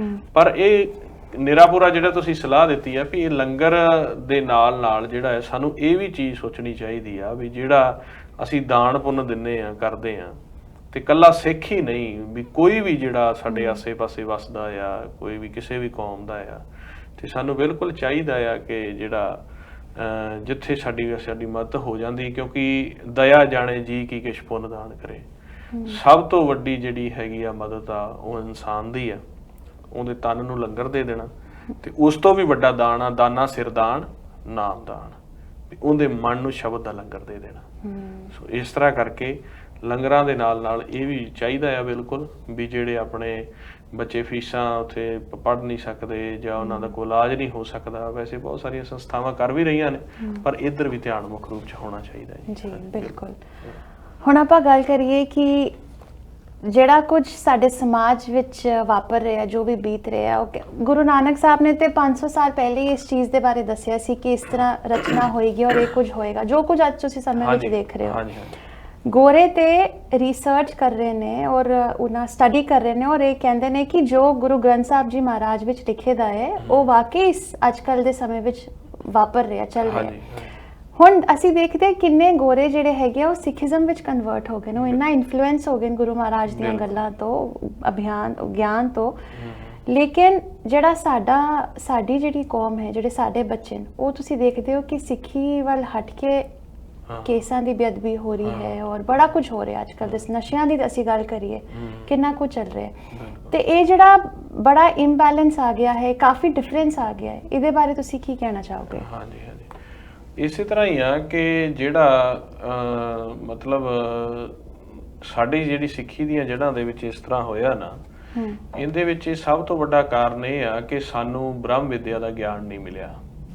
ਸਾਡਾ ਸਰੀਰ ਜਿਹੜਾ ਆ, ਗੁਰਬਾਣੀ ਕਹਿੰਦੇ ਆ ਵੀ ਉਹ 10 ਦਰਵਾਜ਼ਿਆਂ ਦਾ ਬਣਿਆ ਹੋਇਆ ਆ। 9 ਦਰਵਾਜ਼ੇ ਤੋਂ ਭਾਵ ਆ 2 ਅੱਖਾਂ, 2 ਨੱਕ, ਮੁਖ, ਥੜੇ 2 ਕੰਨ ਤੇ 2 ਮਲ ਮੂੰਹ ਤਿੰਦਰੇ। ਔਰ ਜਿਹੜਾ 10ਵਾਂ ਆ ਉਹ ਇਸੇ ਸਰੀਰ ਦੇ ਵਿੱਚ ਹੀ ਐਸਾ ਇੱਕ ਪੁਆਇੰਟ ਆ ਜਿਹਦੇ ਵਿੱਚ ਹਰ ਵਕਤ ਅਨਹਦ ਸ਼ਬਦ, ਕਿਸੇ ਵੀ ਭਾਸ਼ਾ ਦੇ ਵਿੱਚ ਨਹੀਂ, ਜਿਵੇਂ ਇੱਕ ਟਿਊਨ ਚੱਲਦੀ ਹੈ, ਜਿਵੇਂ ਸਾਊਂਡਸ ਚੱਲਦੀਆਂ, ਜਿਵੇਂ ਬੈਲ ਦੀ ਸਾਊਂਡ ਆ, ਗਿਟਾਰ ਦੀ ਸਾਊਂਡ ਆ, ਰਬਾਬ ਦੀ ਆ, ਪਖਾ ਵੱਜਦੀ ਆ, ਹਾਂਜੀ, ਢੋਲਕੀਆਂ ਦੀਆਂ। ਇਸ ਤਰ੍ਹਾਂ ਸਾਡੇ ਅੰਦਰ ਹਰ ਵਕਤ ਉਸ ਸਹਿਜ ਦੇ ਵਿੱਚ ਬੜੀ ਸਮਾਜ 'ਚ ਵੱਜਦੇ ਪਏ ਆ। ਗੁਰਬਾਣੀ ਉਹਦਾ ਗਿਆਨ ਦਿੰਦੇ ਆ। ਹੁਣ ਉਹਨੂੰ ਗੁਰੂ ਨਾਨਕ ਦੇਵ ਨੇ ਕਿਹਾ ਭੁਗਤ ਗਿਆਨ ਦਇਆ ਭੰਡਾਰਨ ਘਟ ਘਟ ਵਾਜੈ ਨਾਦ, ਜਾਂ ਇਹ ਗਿਆ ਤੇਰਾ ਜਨ ਨਿਰਤ ਕਰੈ ਗੁਣ ਗਾਵੇ ਰਬਾਬ ਪਖਾਵੇ ਤਾਲਕ ਗੁਰੂ ਅਨਹਦ ਸ਼ਬਦ ਵਜਾਵੇ। ਤੇ ਆਪਾਂ ਰੋਜ਼ ਪੜ੍ਹਦੇ ਵੀ ਆ ਵੀ ਆਨੰਦ ਸੁਣੋ ਵੱਡ ਭਾਗੀਓ ਸਗਲ ਮਨੋਰਥ ਪੂਰੇ। ਹਾਂਜੀ, ਉਧਰਲੇ ਪਾਸੇ ਜਿਹੜਾ ਜੇ ਗਿਆਨ ਹੋ ਜਾਏ ਸਿਮਰਨ ਕਰਕੇ ਨਾਲ ਜੀਵ ਆਪਦੇ ਅੰਦਰ ਜਦੋਂ ਹੁਣ ਸਮਾਂ ਮਿਲਦਾ ਹੈ ਉਹਨੂੰ ਪ੍ਰੈਕਟੀਕਲ ਕਰਕੇ ਆਪਦੇ ਅੰਦਰੋਂ ਅਨਹਦ ਸ਼ਬਦ ਨੂੰ ਸੁਣਨ ਦੇ ਲਈ ਜਿਹੜਾ ਮੈਥਡ ਦੱਸਿਆ ਹੋਇਆ ਹੈ ਸੁਨ ਸਮਾਦ ਅਨਹਦ ਨਾਦ, ਕਿਵੇਂ ਆਪਦੇ ਵਿਚਾਰਾਂ ਨੂੰ ਛੱਡ ਕੇ ਅੰਦਰ ਜਾਣਾ। ਇੱਕ ਵਾਰੀ ਜਦੋਂ ਸਾਨੂੰ ਅੰਦਰੋਂ ਸ਼ਬਦ ਚੱਲਣ ਲੱਗ ਪਿਆ ਔਰ ਜਾਂ ਜੋ ਸਾਡੇ ਮਸਤਕ ਤੇ ਜੋਤ ਆ ਉਹਦੇ ਨਾਲ ਸਾਡਾ ਮਨ ਜੁੜ ਗਿਆ ਤੇ ਫਿਰ ਜੀਵ ਜਿਹੜਾ ਆ ਉਹ ਡੋਲਦਾ ਨਹੀਂ, ਉਹ ਡੋਲਦਾ ਨਹੀਂ। ਹੁਣ ਸਿੱਖੀ ਦੇ ਵਿੱਚ ਕੀ ਹੈ, ਸ਼ਬਦ ਦਾ ਸੱਚ ਦਾ ਪ੍ਰੈਕਟੀਕਲ ਦਾ ਪ੍ਰਚਾਰ ਨਹੀਂ ਹੈ। ਜੇ ਪ੍ਰਚਾਰ ਹੋ ਰਿਹਾ ਸਿਰਫ ਬਾਹਰੀ ਤੌਰ ਤੇ ਹੋ ਰਿਹਾ ਤੇ ਜਿਹੜਾ ਬਾਹਰੀ ਤੌਰ ਤੇ ਪ੍ਰਚਾਰ ਆ ਉਹ ਥੋੜੇ ਟਾਈਮ ਲਈ ਤਾਂ ਜੀਵਾਂ ਨੂੰ ਬੰਨ੍ਹ ਕੇ ਰੱਖ ਲੈਂਦਾ ਤੇ ਉਹ ਕਮਾਈ ਨਾ ਹੋਣ ਕਰਕੇ ਉਹ ਫਿਰ ਟੁੱਟ ਜਾਂਦੇ ਆ। ਦੂਜਾ ਸਭ ਤੋਂ ਵੱਡੀ ਗੱਲ ਆ ਕਿ ਬੇਰੁਜ਼ਗਾਰੀ ਆ। ਬੇਰੁਜ਼ਗਾਰੀ ਦਾ ਕਾਰਨ ਸਭ ਤੋਂ ਵੱਡਾ ਇਹ ਆ ਕਿ ਸਾਡੇ ਜਿਹੜਾ ਖਰਚੇ ਲਾਈਫ ਸਟਾਈਲ ਆ ਉਹ ਅੱਜ ਦੇ ਸਮੇਂ ਮੁਤਾਬਕ ਮਹਿੰਗਾ ਬਹੁਤ ਹੋ ਗਿਆ। ਕੁਝ ਸੋਸ਼ਲ ਮੀਡੀਆ ਕਰਕੇ ਵਿਖਾਵਾ ਜ਼ਿਆਦੇ ਆ। ਹੁਣ ਉਹ ਵਿਖਾਵਾ ਜ਼ਿਆਦੇ ਹੋਣ ਕਰਕੇ ਦੂਸਰੇ ਦਾ ਧਨ ਦੇਖ ਕੇ ਅਸੀਂ ਆਪਦੇ ਮਨ 'ਚ ਫੁਰਨਾ ਬਣਾਉਣੇ ਆ, ਮੇਰੇ ਕੋਲ ਕਾਰ ਕਦੋਂ ਆਏਗੀ, ਮੇਰੇ ਕੋਲ ਉਹ ਵੇਖਾ ਵੇਖੀ ਦੇ ਵਿੱਚ ਵੀ ਉੱਥੋਂ ਜੀਵ ਇੱਥੇ ਮੂਵ ਹੁੰਦੇ ਆ। ਇੱਥੇ ਇੱਕਦਮ ਉਹਨਾਂ ਨੂੰ 200 ਸਾਲ ਦਾ ਐਡਵਾਂਸ ਕਲਚਰ ਮਿਲਦਾ ਆ। ਹੁਣ ਉੱਥੇ ਜਿਹਨੇ ਕੁਝ ਵੀ ਨਹੀਂ ਸੀ ਦੇਖਿਆ ਉਹ ਜਦੋਂ ਇੱਥੇ ਆ ਕੇ ਦੇਖਦਾ ਤਾਂ ਉਹਦਾ ਜਿਹੜਾ ਵਿਚਾਰ ਵੱਧ ਜਾਂਦੇ ਆ। ਉਹ ਇੱਕ ਵਾਰ ਤਾਂ ਫਿਰ ਜਿਹੜੇ ਆ ਕਿਤੇ ਨਸ਼ੇ 'ਚ ਗਿਆ, ਕਾਰਾਂ 'ਚ ਗਿਆ ਜਾਂ ਜੋ ਉਹਨੇ ਇੱਥੇ ਆਪਦਾ ਕਰਨਾ ਹੈ ਉਹ ਆਪਦਾ ਪੂਰਾ ਕਰਦਾ ਆ। ਸੋ ਹੁਣ ਜਿਹੜੀ ਦੂਜੀਆਂ ਕਮਿਊਨਿਟੀਜ਼ ਨੇ ਜੋ ਇੱਥੋਂ ਦੇ ਵਸਨੀਕ ਆ ਉਹਨਾਂ ਨੇ ਸਾਰਾ ਇਹ ਕਲਚਰ ਬੜੀਆਂ ਪੀੜ੍ਹੀਆਂ ਤੋਂ ਵੇਖਿਆ ਹੋਇਆ ਆ। ਉਹਨਾਂ ਦੇ ਵਿੱਚ ਆਪਣੇ ਪਾਸੇ ਆਉਣ ਦਾ, ਇੱਧਰ ਸਿੱਖੀ ਦੇ ਵਿੱਚ ਆਉਣ ਦਾ ਉਹਨਾਂ ਦਾ ਕਾਰਨ ਇਹ ਹੈ ਕਿ ਉਹਨਾਂ ਦੇ ਮਨ ਨੇ ਸਭ ਭੋਗਿਆ ਹੋਇਆ। ਉਹ ਇਹ ਭੋਗ ਕੇ ਜੋ ਅਸੀਂ ਅੱਜ ਭੋਗ ਕੇ ਤੇ ਕੋਸ਼ਿਸ਼ ਕਰ ਰਹੇ ਹਾਂ ਵੀ ਪਤਾ ਨਹੀਂ ਅਸੀਂ ਕੀ ਬਣ ਗਏ ਆ, ਉਹ ਇਹ ਭੋਗ ਕੇ ਰੱਜ ਚੁੱਕੇ ਆ ਤੇ ਤੰਗ ਹੋ ਚੁੱਕੇ ਆ। ਹੁਣ ਉਹ ਸੁੱਖ ਚਾਹੁੰਦੇ ਨੇ ਵੀ ਅਸੀਂ ਸੁੱਖ ਵੀ ਦੇਖੀਏ, ਸ਼ਾਇਦ ਸਾਨੂੰ ਗੁਰਬਾਣੀ ਚੋਂ ਮਿਲੇ, ਕੋਈ ਸਾਨੂੰ ਆ ਕੇ ਦੱਸੇ, ਸਭ ਚੋਂ ਮਿਲੇ। ਉਹ ਇੱਧਰ ਹੌਲੀ ਹੌਲੀ ਆ ਰਹੇ ਆ ਤੇ ਜਿਨ੍ਹਾਂ ਦੇ ਕੋਲ ਖਜ਼ਾਨਾ ਆ, ਸਾਡੀ ਕੌਮ ਦੇ ਕੋਲ ਖਜ਼ਾਨਾ ਗੁਰੂ ਗ੍ਰੰਥ ਸਾਹਿਬ ਦੀ ਮਹਾਰਾਜ ਦੀ ਬਾਣੀ ਦਾ, ਉਹਨਾਂ ਦੇ ਮਨ ਦੇ ਵਿੱਚ ਇੱਕ ਇਲੂਜ਼ਨ ਆ ਗਿਆ, ਭਰਮ ਆ ਗਿਆ, ਪ੍ਰਚਾਰ ਨਾ ਹੋਣ ਕਰਕੇ ਉਹ ਇੱਧਰ ਨੂੰ ਆ ਰਹੇ ਆ। ਸੋ ਇਹ ਇੱਕ ਭਾਵ ਅਤੇ ਅਭਾਵ, ਭਾਵ ਕਿ ਇੱਕ ਗਿਆਨ ਅਤੇ ਅਗਿਆਨਤਾ ਦਾ ਕਾਰਨ ਹੀ ਆ। ਇਹਨਾਂ ਨੂੰ ਉੱਥੋਂ ਆਉਂਦਿਆਂ ਪਤਾ ਨਹੀਂ ਇੱਥੇ ਕੀ ਲੱਗਦਾ ਆ ਕਿ ਇੱਕ ਸੋਸ਼ਲ ਮੀਡੀਆ ਤੇ ਜਿਹੜਾ ਸਭ ਤੋਂ ਵੱਧ ਪ੍ਰਚਾਰ ਹੈ, ਗਾਣਿਆਂ ਲਾਉਣੇ, ਰੀਲਸ ਚਲਾਉਣੀਆਂ, ਇੱਥੋਂ ਨੂੰ ਸੋਹਣੀਆਂ ਫੋਟੋਆਂ ਵਿਖਾਉਣੀਆਂ ਬਈ ਪਤਾ ਨਹੀਂ ਕੈਨੇਡਾ, ਅਮਰੀਕਾ, ਇੰਗਲੈਂਡ ਦਾ ਕੀ ਰੂਪ ਹੈ। ਜਦੋਂ ਇੱਥੇ ਆ ਕੇ ਉਹ ਲੇਬਰ ਕਰਦੇ ਆ, ਉਹ ਲੇਬਰ ਦੇ ਵਿੱਚ ਤੁਸੀਂ ਅੱਜ ਦੇਖੋ ਇੱਥੇ ਮਹਿੰਗਾਈ ਇੰਨੀ ਆ, ਇੱਥੋਂ ਦੀ ਕੋਈ ਮੋਰਗੇਜ ਨਹੀਂ ਪੂਰੀ ਹੁੰਦੀ, ਕੋਈ ਡਾਊਨ ਪੇਮੈਂਟਸ ਇੱਥੋਂ ਦੀਆਂ ਪੂਰੀਆਂ ਨਹੀਂ ਹੁੰਦੀਆਂ। ਇੰਸਟਾਲਮੈਂਟ ਕੱਲ ਗੁਰਮੁਖ ਦੱਸਦੇ ਪਏ ਸੀ ਕਿ ਪਹਿਲਾਂ ਤਾਂ 20-25 ਸਾਲ ਦੀਆਂ ਸੀ, ਹੁਣ 60-60, 70-70 ਸਾਲ ਦੀਆਂ ਇੰਸਟਾਲਮੈਂਟ ਕਰ ਦਿੰਦੇ ਨੇ। ਤੇ ਉਹਦੇ ਵਿੱਚ ਜਿਹੜਾ ਇੱਕ ਕਾਲ ਦਾ ਖੇਡ ਆ, ਇਹ ਸਾਰੀ ਮਾਇਆ ਦਾ ਖੇਡ ਆ। ਕਾਲ ਨੇ ਸਾਰੇ ਜੀਵਾਂ ਨੂੰ ਵਸ ਕਰਨਾ, ਬਸ ਉਹ ਜੀਵ ਵਸ ਕਰੀ ਜਾਂਦਾ ਤੇ ਸਿੱਖੀ ਤੋਂ ਵੀ ਦੂਰ ਹੋਈ ਜਾਂਦੇ ਨੇ, ਆਪਦੇ ਕਲਚਰ ਤੋਂ ਵੀ। ਅੱਛਾ, ਇੱਥੇ ਆਉਣ ਦੇ ਵਿੱਚ ਆਪਦੇ ਕਲਚਰ ਤੋਂ ਵੀ ਟੁੱਟ ਗਏ, ਪਰਿਵਾਰ ਤੋਂ ਵੀ ਟੁੱਟ ਗਏ। ਅੱਛਾ, ਸ਼ਬਦ ਬਾਣੀ ਨਾਲ ਉਹ ਵੀ ਨਹੀਂ ਜੁੜੇ, ਸੰਸਕਾਰਾਂ ਤੋਂ ਵੀ ਟੁੱਟ ਗਏ। ਆਪਦਾ ਇਹ ਸੋਚਦੇ ਅਸੀਂ ਇੰਜੋਇਮੈਂਟ ਕਰ ਰਹੇ ਹਾਂ, ਜਿਹੜੀ ਅਗਲੀ ਪੀੜ੍ਹੀ ਆ ਉਹ ਬਿਲਕੁਲ ਸਾਫ਼ ਹੋ ਜਾਏਗੀ। ਇੱਕ ਹੀ ਇੱਕ ਆ ਕਿ ਤੁਸੀਂ ਚਲੋ ਜਿੱਥੇ ਵੀ ਹੋ, ਇਹ ਨਹੀਂ ਗੱਲ ਵੀ ਕੋਈ ਕੈਨੇਡਾ ਆਉਣਾ ਗਲਤ ਆ ਜਾਂ ਅਮਰੀਕਾ, ਤੁਸੀਂ ਗੁਰਮਤ ਦੇ ਮੁਤਾਬਕ ਜੀਵਨ ਜੀ ਲਓ ਤੇ ਸੌਖੇ ਹੋ ਜਾਓਗੇ। ਕਿਉਂਕਿ ਅਸੀਂ ਇੱਥੇ ਐਸੇ ਗੁਰਮੁਖਾਂ ਨੂੰ ਮਿਲੇ ਆ ਜਿਨ੍ਹਾਂ ਦੇ 50-50 ਸਾਲ ਤੋਂ ਬਿਜ਼ਨਸ ਇੱਥੇ ਐਸਟੈਬਲਿਸ਼ ਨੇ, ਅੱਜ ਉਹ ਬਿਲੀਅਨੀਅਰ ਨੇ, ਉਹ ਵੀ ਤੰਗ ਨੇ, ਉਹਨਾਂ ਦੇ ਬੱਚੇ ਵੀ ਬਿਲਕੁਲ। ਇਹ ਇੱਕ ਸਭ ਤੋਂ ਵੱਡੀ ਪ੍ਰੋਬਲਮ ਆ ਫੈਮਿਲੀ ਡਿਸਟਰੈਕਸ਼ਨ ਦੀ। ਇੱਥੇ ਕੈਨੇਡਾ, ਅਮਰੀਕਾ ਦੇ ਵਿੱਚ ਸਭ ਤੋਂ ਵੱਡੀ ਪ੍ਰੋਬਲਮ ਆ, ਪਰਿਵਾਰਾਂ ਦਾ ਆਪਸੀ ਇਕੱਠਾ ਨਹੀਂ ਹੈਗਾ। ਬੱਚੇ ਜਿਹੜੇ ਆ ਉਹ ਮਾਂ-ਬਾਪ ਦੇ ਹੱਕ 'ਚ ਨਹੀਂ ਚੱਲਦੇ, ਡਾਈਵੋਰਸ ਰੇਟ ਇੱਥੇ ਇੰਨਾ ਜ਼ਿਆਦਾ ਹਾਈ ਹੈ। ਸੋ ਸਾਰਾ ਤਾਂ ਹੀ ਹੈ ਕਿ ਵਿਚਾਰ ਆਪਸ 'ਚ ਮਿਲਦੇ ਨਹੀਂ, ਵਿਚਾਰਾਂ ਦੀ ਖੇਡ ਆ। ਕਾਲ ਵਿਚਾਰ ਦਿੱਤੀ ਜਾਂਦਾ ਕਾਮ ਕ੍ਰੋਧ ਮੋਹ ਹੰਕਾਰ ਦੇ, ਗੁਰਮਤ ਵਾਲਾ ਪਾਸਾ ਨਹੀਂ ਹੈਗਾ। ਤੇ ਜੇ ਗੁਰੂ ਦੀ ਵਿਦਿਆ ਮੁਤਾਬਕ ਆ ਜੀ ਤੇ ਸਾਰਾ ਇਹ ਠੀਕ ਹੋ ਸਕਦਾ ਜੀ। ਭਾਈ ਸਾਹਿਬ ਜੀ, ਤੁਹਾਡੀ ਆਵਾਜ਼ ਵਿੱਚ ਬੜਾ ਠਹਿਰਾਵ ਹੈ, ਤੁਹਾਡੀ ਗੱਲਬਾਤ ਵਿੱਚ ਬੜੀ ਨਿਮਰਤਾ ਹੈ। ਇਹ ਜਦੋਂ ਅਸੀਂ ਗੁਰੂ ਸਾਹਿਬ ਨਾਲ ਜੁੜਦੇ ਹਾਂ, ਬਾਣੀ ਨਾਲ ਜੁੜਦੇ ਹਾਂ, ਕਿ ਇਸ ਤਰ੍ਹਾਂ ਦਾ ਕੁਝ ਹੋ ਜਾਂਦਾ ਹੈ ਜਾਂ ਕਿੱਦਾਂ? ਹੋਰ ਤੁਸੀਂ ਦੱਸੋ ਕਿ ਤੁਹਾਡਾ ਸਫ਼ਰ ਇਹ ਪੂਰਾ ਕਿਸ ਤਰ੍ਹਾਂ ਸ਼ੁਰੂ ਹੋਇਆ? ਹਾਂਜੀ, ਇਹ ਇਸ ਤਰ੍ਹਾਂ ਹੀ ਹੈ ਜੀ, ਜਿਹੜਾ ਮਹਾਰਾਜ ਕਹਿੰਦੇ ਆ, ਜਿਸ ਨਾਮ ਹਿਰਦੇ ਸੋਈ ਵਡ ਰਾਜਾ, ਜਿਸ ਨਾਮ ਹਿਰਦੇ ਤੇ ਸਪੂਰਨ ਕਾਜਾ, ਜਿਸ ਨਾਮ ਹਿਰਦੇ ਤੇ ਸਰਬ ਵਡਿਆਈ। ਜਦੋਂ ਆਪਾਂ ਸ਼ਬਦ ਦਾ ਅਭਿਆਸ ਕਰਦੇ ਹਾਂ ਨਾ, ਤਾਂ ਲਗਾਤਾਰ ਸ਼ਬਦ ਦਾ ਅਭਿਆਸ ਕਰਨ ਦੇ ਨਾਲ ਇੱਕ ਜੀਵ ਦਾ ਆਮ ਜੀਵਨ ਹੁੰਦਾ ਆ ਜਿਹੜਾ ਵਿਚਾਰਾਂ ਦੇ ਵਿੱਚ ਚੱਲਦਾ ਰਹਿੰਦਾ ਆ, ਫੁਰਨਿਆਂ ਦੇ ਵਿੱਚ ਚੱਲਦਾ ਰਹਿੰਦਾ, ਜਿਵੇਂ ਆਮ ਸੰਸਾਰ ਆ। ਜਦੋਂ ਜੀਵ ਸ਼ਬਦ ਦਾ ਜਾਪ ਕਰਕੇ ਗੁਰੂ ਵਾਲਾ ਬਣਦਾ ਹੈ, ਇੱਕ ਤਾਂ ਗੁਰੂ ਵਾਲੇ ਆ ਕਿ ਅਸੀਂ ਬਾਹਰੋਂ ਪਹਿਰਾਵਾ ਕਰ ਲਿਆ ਗੁਰੂ ਵਾਲੇ, ਨਹੀਂ। ਗੁਰਮਤਿ ਕਹਿੰਦੀ ਜਦੋਂ ਤੁਸੀਂ ਸ਼ਬਦ ਦਾ ਅਭਿਆਸ ਗੁਰੂ ਗੁਰੂ ਕਰਕੇ ਅੰਦਰ ਗੁਰੂ ਨੂੰ ਮਹਿਸੂਸ ਕਰ ਲੈਂਦੇ ਹੋ, ਸ਼ਬਦ ਨਾਦ ਵਿੱਚ ਚਲੇ ਜਾਂਦੇ ਹੋ, ਰਸ ਆਉਂਦੇ, ਤੁਸੀਂ ਉਦੋਂ ਗੁਰੂ ਵਾਲੇ ਬਣਦੇ ਹੋ ਪੂਰੇ। ਪਹਿਲੋਂ ਮਨ ਕਰਕੇ, ਫਿਰ ਤਨ ਕਰਕੇ। ਹੁਣ ਉਲਟਾ, ਪਹਿਲੋਂ ਤਨ ਕਰਕੇ ਬਣਾ ਦਿੰਦੇ ਨੇ, ਮਨ ਤਾਂ ਨਹੀਂ ਵੇਖਦੇ ਵੀ ਬਣੇ ਨਾ ਬਣੇ। ਸੋ ਇਸੇ ਤਰ੍ਹਾਂ ਜਦੋਂ ਫਿਰ ਤੁਸੀਂ ਅਭਿਆਸ ਕਰੋਗੇ ਤੇ ਤੁਹਾਡੇ ਬੋਲਣ ਦਾ, ਤੁਹਾਡੇ ਵੇਖਣ ਦਾ, ਤੁਹਾਡਾ ਸਾਰਾ ਤਰੀਕਾ, ਕਿਉਂਕਿ ਤੁਸੀਂ ਇੱਕ ਉਸ ਗਿਆਨ ਦੇ ਵਿੱਚ ਆ ਜਾਂਦੇ ਹੋ ਜੋ ਸੱਚਾ ਗਿਆਨ ਹੈ, ਜੋ ਇੱਕ ਹਰ ਇੱਕ ਜੀਵ ਨੂੰ ਹੋਣਾ ਚਾਹੀਦਾ ਹੈ। ਸੋ ਸਾਡੇ ਛੋਟੇ ਬਚਪਨ ਤੋਂ ਹੀ ਸਾਡਾ ਅਸੀਂ ਬੇਸਿਕਲੀ ਪਹਿਲਾਂ ਫਰੀਦਕੋਟ ਤੋਂ ਸੀਗੇ ਤੇ ਸਾਡੇ ਬਜ਼ੁਰਗਾਂ ਨੇ ਫਰੀਦਕੋਟ ਕੋਈ ਜ਼ਮੀਨ ਉਹਨਾਂ ਨੂੰ ਪਸੰਦ ਨਹੀਂ ਆਈ ਤੇ ਉਹਨਾਂ ਨੇ ਟੋਹਾਣਾ ਸ਼ਹਿਰ ਹੈ ਸਾਡਾ ਹਰਿਆਣੇ 'ਚ, ਉੱਥੇ ਉਹ ਮਾਈਗ੍ਰੇਟ ਹੋ ਗਿਆ ਤੇ ਉੱਥੇ ਜਾਣ ਤੇ ਫਿਰ ਉੱਥੇ ਗੁਰੂ ਘਰ ਨਹੀਂ ਸੀ ਹੈਗਾ ਕਿਉਂਕਿ ਉਹ ਸਾਰਾ ਬਾਂਗਰ ਇਲਾਕਾ ਹੈਗਾ। ਤਾਂ 68 ਤੋਂ ਹੀ ਗੁਰੂ ਗ੍ਰੰਥ ਸਾਹਿਬ ਸਾਡੇ ਪ੍ਰਕਾਸ਼ ਹੋ ਗਏ। ਉਸ ਤੋਂ ਬਾਅਦ ਸਾਡੇ ਦਾਦਾ ਜੀ ਨੇ, ਫਿਰ ਜਦੋਂ ਸਾਡਾ ਬੋਰਨ ਹੋਇਆ ਫਿਰ ਅਸੀਂ ਸ਼ੁਰੂ ਤੋਂ ਸਿਮਰਨ ਕਰਦੇ ਸੀ, ਬਾਣੀ ਪੜ੍ਹਦੇ ਸੀ। ਫਿਰ ਨਾਲ ਨਾਲ ਐਜੂਕੇਸ਼ਨ ਦੇ, ਕਿਉਂਕਿ ਸੰਸਕਾਰ ਉਵੇਂ ਸੀ, ਜੇ ਆਪਾਂ ਪਹਿਲੋਂ ਗੱਲ ਕੀਤੀ ਪਿਛਲੇ ਜਨਮਾਂ ਦੀ ਕੋਈ ਭਗਤੀ ਲਾ ਲਓ, ਜੇ ਮਹਾਰਾਜ ਦੀ ਕੋਈ ਮਿਹਰ ਹੁੰਦੀ ਹੈ ਹਰ ਇੱਕ ਦੀ ਵੱਖਰੀ, ਤੇ ਅਸੀਂ ਫਿਰ 19 ਸਾਲ ਦੀ ਉਮਰ ਦੇ ਵਿੱਚ ਇੱਧਰ ਲੱਗੇ ਸੀ ਔਰ ਅੱਜ ਮੇਰੀ ਉਮਰ 32 ਸਾਲ ਦੀ ਹੈ ਔਰ ਮੈਂ ਤਕਰੀਬਨ ਆਪਣੇ ਮਹਾਂਪੁਰਸ਼ਾਂ ਦੇ ਨਾਲ, ਗੁਰਬਾਣੀ ਗੁਰੂ ਦੇ ਨਾਲ ਜੁੜ ਕੇ ਤੇ ਫਿਰ ਇੱਧਰਲੇ ਪਾਸੇ ਆਏ ਹਾਂ ਜੀ।